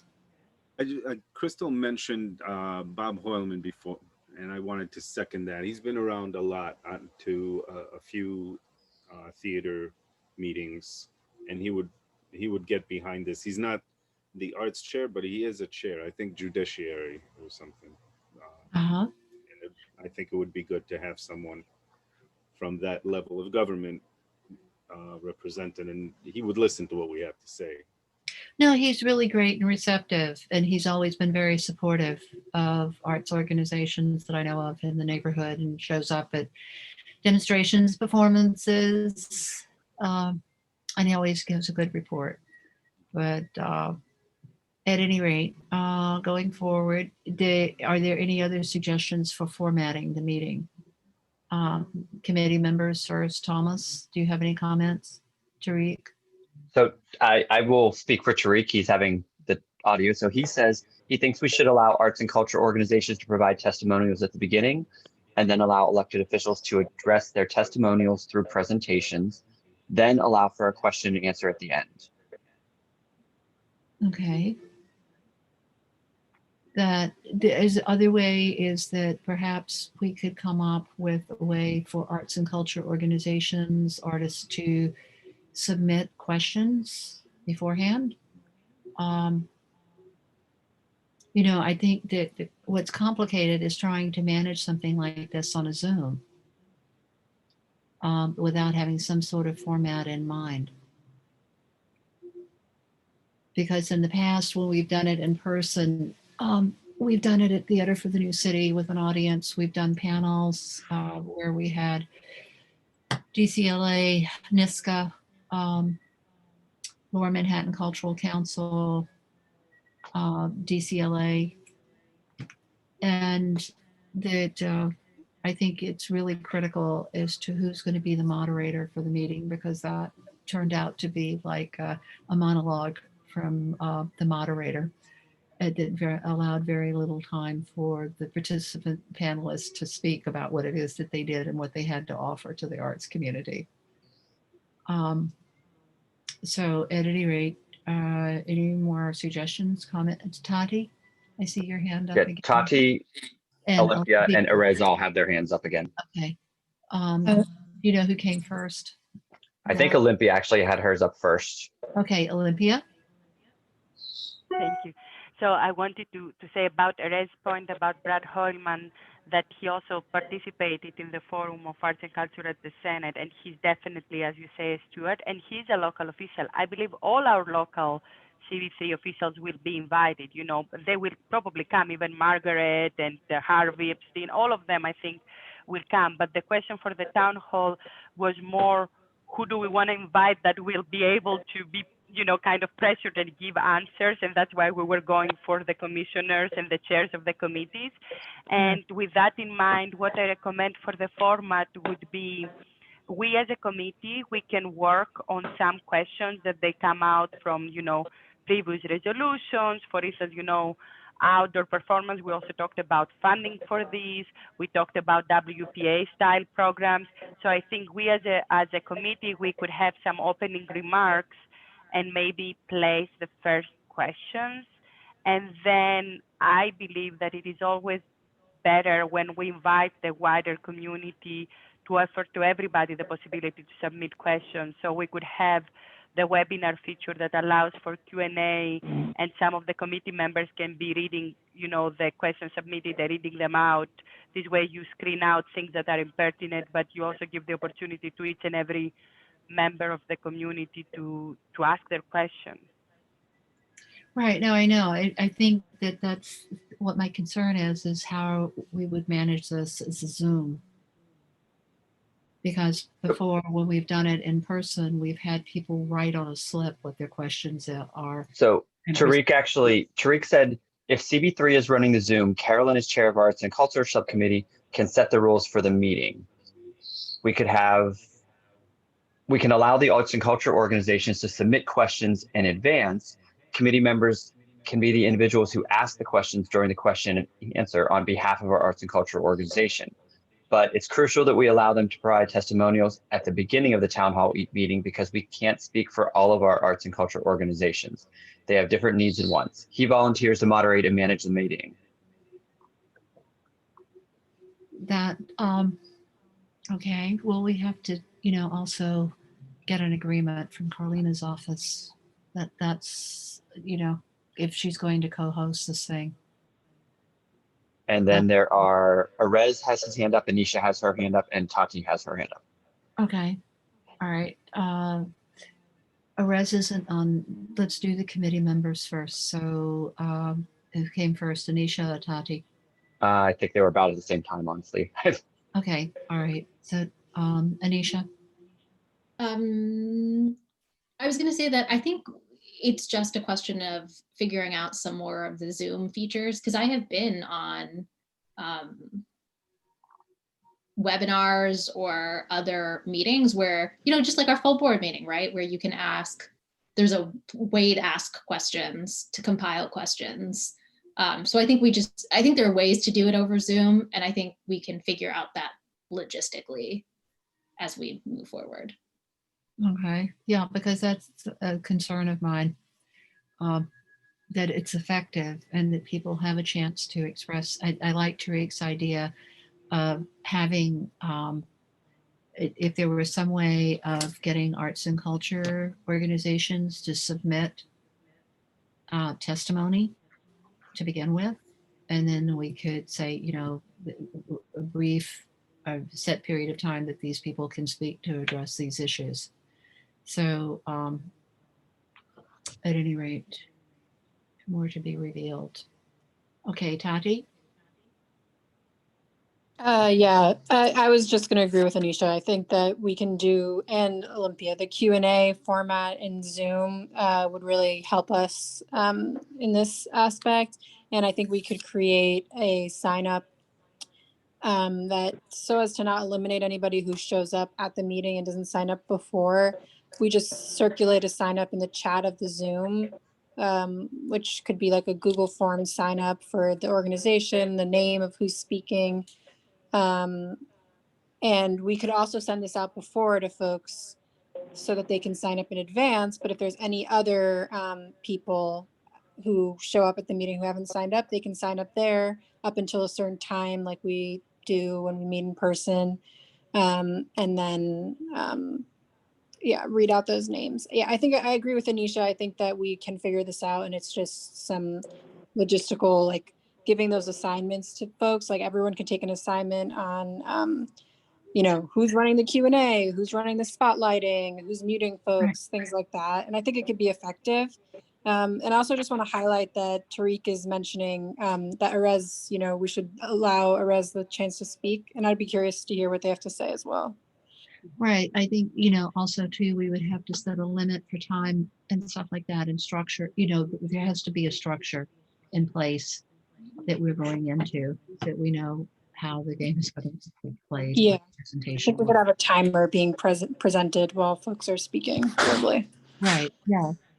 But in the past, what we've also done is we've developed a flyer to advertise the event. And one of the other issues that came up with the last town hall that we did, that was a major nightmare, was the fact that the flyer has to go out on the office letterhead, and it has to be approved by the office. And when we had sent the draft around, the draft was sent out, and E.V. Grieve was notably annoyed that he hadn't been personally contacted with the press release, and basically made some very pointed comments in social media, which did not make the office terribly happy.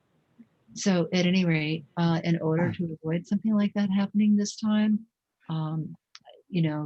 we do need some type of advertisement for the town hall once we have the date and the speakers confirmed. So at any rate, is anybody on the committee wanting to organize or develop a flyer or the basic outline for a flyer that we can fill in? Well, Tariq says he can work on the flyer. Okay, great. That would be wonderful. Okay, so Erez? The way we've done these sometimes before is maybe with a smaller Zoom room and then from there onto Facebook. And people can put questions in the comments. But a lot of the features that you think of with Zoom sometimes are from the very expensive version. And I don't know if you have that available. Unless Carlina's office does it, maybe they have it. They have a what? There's I'm sorry. There's features in Zoom that you've seen on things that are not available with a free or a cheap account. They only come from a very expensive account. Cliff, We have the licensed version. We have a full, the city has provided all the community boards with the full premium package, I guess you would say. Okay, great. That's nice to know. So, Olympia had her hand up as well. Okay, Olympia? Yes, so I wanted to talk about Tariq's suggestion of having testimonials at the beginning, and my suggestion to have opening remarks from the committee and the past resolutions. So if I think that the technical stuff, once we know whether it is Carlina's office that is hosting it or we are hosting it, we can resolve it also via email. But it's more important that today we agree on the format and the invitation. So for instance, I think that testimonials is a great idea, but it would make sense to understand how many because of time and also which organizations are we having in mind, because the district is vast and we do have a big diversity. So if people have ideas of how we could select these testimonials so that it doesn't alienate anyone, or I don't know what is the history of selecting this, but definitely we would try. We should have maybe like a theater versus a gallery versus an artist because they have different issues. Right. And also making sure that it is both from the Margaret Chin and the Carolina Rivera, and that it is diverse in age, gender, race, whatever. So I'm starting to wonder, if people have ideas about how we choose those testimonials and how many there should be. Right. So are we envisioning this as being a 1 hour or a 2 hour event? I mean, generally you want to have more than an hour for, especially if you're planning to have opening remarks, what is it called, testimonials, elected and Q&A. I think you need to have at least an hour and a half. And then I think we do need to understand, if we do testimonials, is it like maximum 4 and each one is given 2 minutes? Or are we talking about something more substantive? Or do we want to go Petsakucha style where, I mean, I don't think it's the right format for something so serious as what we will be discussing. Okay. I have my hand up. Okay, Crystal, what's up? I think it should be 2 hours. If you want to get people's real feelings out and you want to have an introduction, and then you want some of the politicians to speak, and then you want, the artist to speak, you're going to need 2 hours. Okay. All right. So in a breakdown, you want an intro and then testimonials from arts, orgs, artists. Okay. How long do you think the testimonial should be? Testimonials from who? It depends. We're talking about having testimonials about. I mean, nobody should speak more than 2 minutes. Okay, that's normally what we have at the thing, but okay. And the other thing is how would we pick from the diverse community that we have as to who is going to present their testimony of the testimonial? I mean, we can do the outreach. I don't know the answer to that right now. I think some of it depends on who responds to our request, and you certainly want a diverse bunch of people, right, or organizations, Right. One of the things that happened in the past at one of the town halls is the individual artists got up and left because they said this is all geared towards arts organizations. Doesn't have Well, anything. I think individual artists should be encouraged to speak too. No, well that's what I'm saying is that if we want, I think Olympia's point was very good that we need a broad spectrum of the arts community in the neighborhood, and how do we go about achieving that? And what are we looking for in terms of ethnicity, culture, individual artists as compared to arts organizations, community served? Yeah, all of that. Okay. Between you, me, and the wall, we will see who responds, and then we will make a diverse choice, depending on what, but we don't tell the world that that's what we're doing.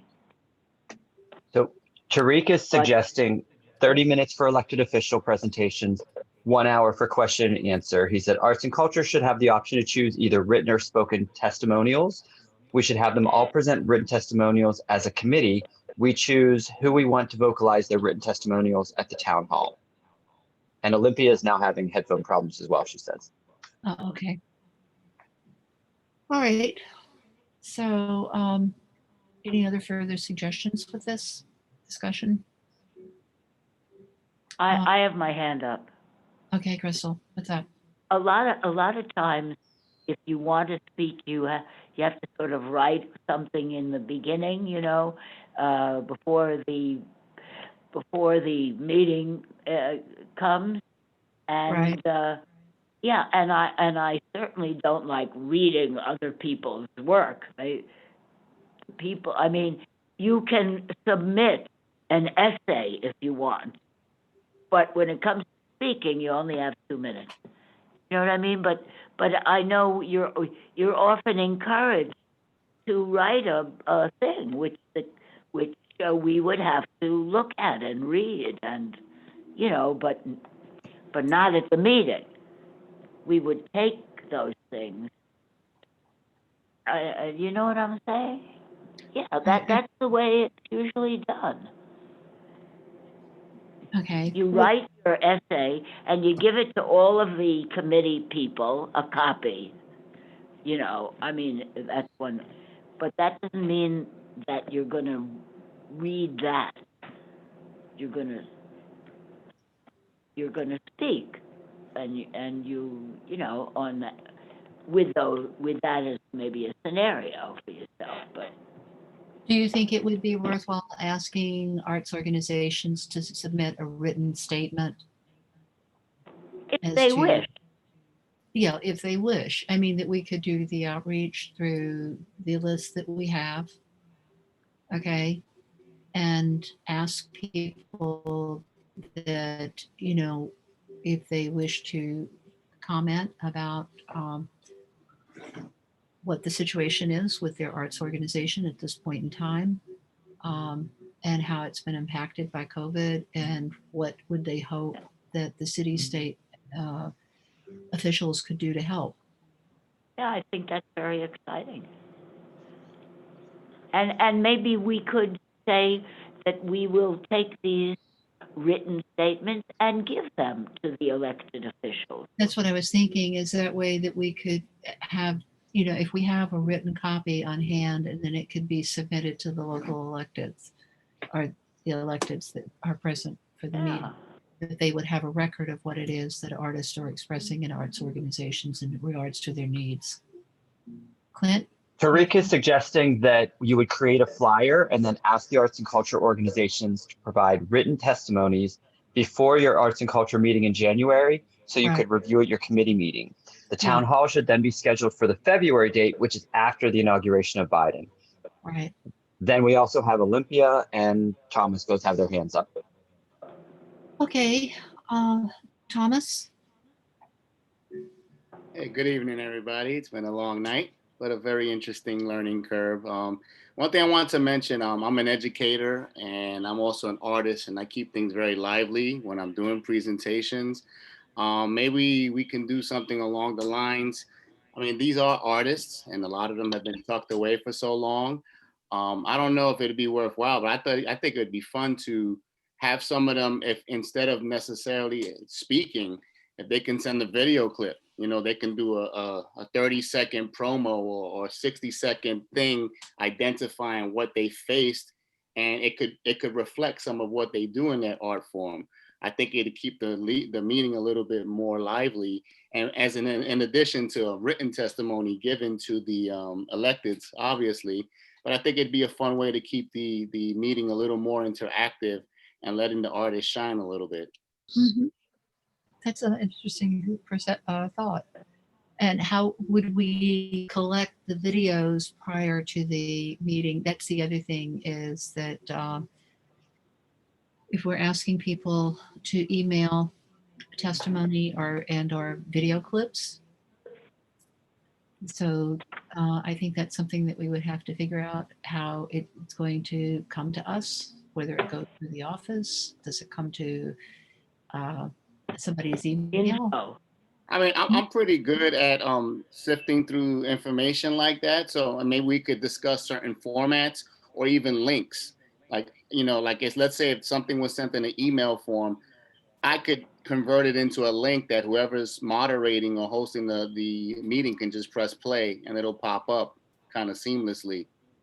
Just a thought, you know, but I know some of the artists like myself, if I was presenting, I would love to like show what I do and how valuable it really is to me. I think it would come across. Yeah, no, I think it would make it really interesting to have something like that. It would certainly be a switch from the normal run-of-the-mill Zoom, for sure. And then, I mean, just like setting a deadline, the same way you would set a deadline for a written statement. You could say all videos and or written statements should be in by such and such a date. And that will give us time at the committee or whoever's in charge of that portion to sift through the videos and prep them. Okay. And decide which ones we want and which ones we don't. Yeah, we can say not everyone's video is going to be shown, but at least they'll have the opportunity to You know, or maybe we could like wink, wink, say, but Mr. Serrano will get your video anyways, even if it's not shown at the event, you know? Yeah. If you're So only how talking long about should the 30 videos be? The same thing, like under 2 minutes? Yeah. That, Oh, yeah, not long. seconds, Hmm? 1 minute. I'd or even say 1 minute. 30 seconds to 60, like, you know, Yeah, the 30 promotional, seconds. keep it lively, you know? Or 30 to 45 seconds. That way, Right. somebody has a lot to say. 45 seconds is more than enough. Okay. But 30 might be better. I don't know. You could ask the other artists in the group and see what they think. Okay. That, and anybody else have comments? Olympia? Yes, so I had a few comments. So one is in terms of collecting, ahead of time, written statements, etc. I just wanted to remind the committee members that the reason for which we decided to do a town hall was because when we did outreach, we didn't get a lot of responses, and that was commenting on that because the reality is that people are overwhelmed, depressed, just moved out of the city already, or it is a little bit of an extreme situation that we're facing. So I think that's why we had discussed about creating urgently a town hall, and the reason for which we say urgently is once the relief funds arrive, there is going to be a huge fight among the various, legislators, bills, constituencies, education versus small businesses versus health or whatever. And so I think the earlier our community voice has been heard from the decision makers, the better chance we have of influencing something. If we come out with our town hall after the funds have been received and earmarked, it's gonna be a little bit of an echo chamber. It's not gonna serve, the purpose of influencing the decision making. And then in terms, so that's why I think, understanding the date and who we want there is gonna be important, and all may be clarified if we understand whether we're hosting it or Carlina is hosting it with us, etc. I agree that if we do videos, it should be 30 seconds to 60, because when people speak, they can say much more stuff. But I think we should also create parameters about what these 30 seconds people should say. So we should have specific questions about how did the pandemic, impacted you? Were you able to access unemployment? Is this sufficient for what rent costs in this neighborhood? Things that are concrete that the legislators, can help with, and then in terms of how we do, if you know how to compile all these videos to one, so if we get, let's say, 20, 30 seconds video and you can make it one, we can play it all together, even if somebody's 30 seconds are less, to the point, but it's still, representing a point of view. But if you cannot do that, we could actually reach out to local organizations that in the past had helped with video editing. FAB had done a project with New York City Artists Coalition and others. So if we decide as a committee that this is something we desire, I think we can easily, Andrea probably with Clemente or others, they could find maybe somebody who would help us with the video editing if this is what the committee decides is the best way. I think Deb had the Chinatown Art Brigade do a residency, and they did the whole thing on video and editing. That so we can reach out to them to find out if they would be willing to do that. Or Thomas, do you want to do that as well? Yeah, that's excellent. If you got some professionals that can do it, I'm also proficient at putting stuff together. So whatever I know. If you're interested in doing it and you're a committee member, then I'd love to put it together if that's the route we want to go. Sure. Yeah, it sounds great. So okay. Tariq has a comment that says, as a committee, we're having trouble coming to a consensus on the organizing. I think it should be we should ask Carlina's office to host this town hall event. My understanding was that was the original request that went out, and as that's what needs to be confirmed as to whether or not if she's co-hosting it. So I don't think who has consensus. Who It's a has to matter- ask her? Does Susan Stetzer have to ask her? Is that the Susan- protocol? The protocol is that the district office makes the initial outreach to the elected officials. So Okay. let's ask the district office to do that. The district office did do that. And Carlina has gotten back to them with 2 possible dates, the 19th or the 3rd of January or the 3rd of February. So now we have to ask the So I district didn't get an answer. to host. And Crystal, I requested at the exec that we were asking the council person to co-host the meeting. Okay, I have not gotten an answer to that section of my question. What I got was from Anisha was 2 dates that had been responded, which was the 19th and the 3rd. And I will follow up and see what has happened with the request for them to co-sponsor the meeting. So at any rate, normally our next meeting would be the second Monday of January. I think that there is some discussion at the district office in regards to trying to adjust our meeting so that we meet before the economic development, so that anything that we vote on can be voted on at the economic development. But I don't know how that discussion has gone. Anisha? Oh yeah, I think we need to just follow up and make those changes. It really is though about resolutions. I think if you vote, I guess if there's nothing else that you really are voting on, maybe besides a resolution, it would only impact resolutions to say. So if there are no resolutions that you are anticipating for January, let's say, or February, it shouldn't impact it either way, but we are working on it.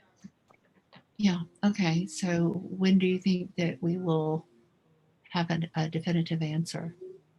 I can talk to Susan about it later this week. I don't think that she's gotten to doing the calendar for January yet. Okay.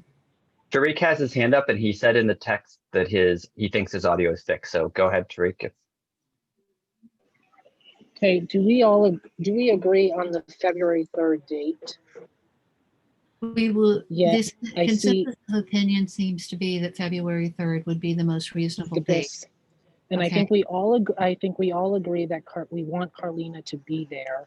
So I do think that if that is the date that we agree on, we should then have Susan reach out to Jamie, Daniel, Gonzalo, and provide them the February 3rd date. Tati and I can meet this week, create a flyer for the February 3rd date so that we can get that approved by the office, then provide that to the Arts and Culture orgs so that we can let them know with an email to provide either provide a written testimonial or a video testimonial to Thomas's point, which I love that idea, to provide that before our Arts and Culture meeting on the 2nd week of January so that we can review those written testimonials, video testimonials, get those prepared. We can approve what we want as vocal testimonials for the town hall as a committee. And I think from there, we are then prepared for this town hall.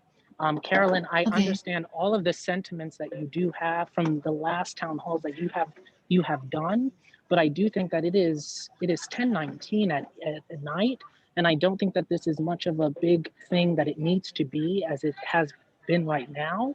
I think we have the structure in place right now that we need. Yes, I think we do. And I think it's come through the discussion. And I do appreciate your offer to draft the flyer with Tati. And I would appreciate it if you would share that with me prior to sharing it with the office. You got it. Thank you. I appreciate that. I have my hand up. Yes, Crystal. Can I ask a question?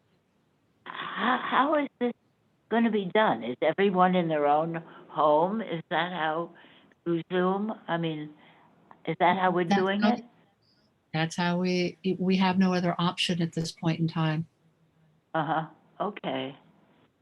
So at any rate, I will follow through on contacting the office, okay, in regards to the questions that were asked about contacting the electeds. okay, and the response and Carlina's office, and get back to everybody. So Tariq, when you and Tati have finished the flyer, if you could post that, and we can, I think, send the flyer to the committee members so they can review it. So that we have Thomas, who has volunteered to edit the videos that are being sent. And the flyer will be asking for submissions to be sent to the committee. And I think we need to clarify with the office as to how we will receive those. So as Tariq Can I ask pointed another in question? 15, what, Crystal? How are we going to get people to come to this meeting? I mean, do we have lists? Of the flyer. No, I mean, do we have lists of organizations? Do we have lists of artists? Right. Who are we sending this flyer to? All of the people on that resource list that we have, and any other people that would be interested in it. Great. Okay, that's great. Are there individual artists on that list? Are there what? Individual artists? Yes, there are individual artists. There are galleries. There are community centers. Okay. All right. There's I a know whole they range. Okay. Okie doke.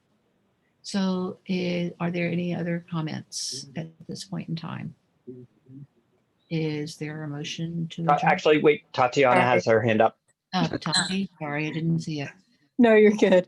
Sorry, this will be quick. I know the list was created last year now, I guess, before we had some of our newer committee members and before we had, Andrea on the board and Tariq.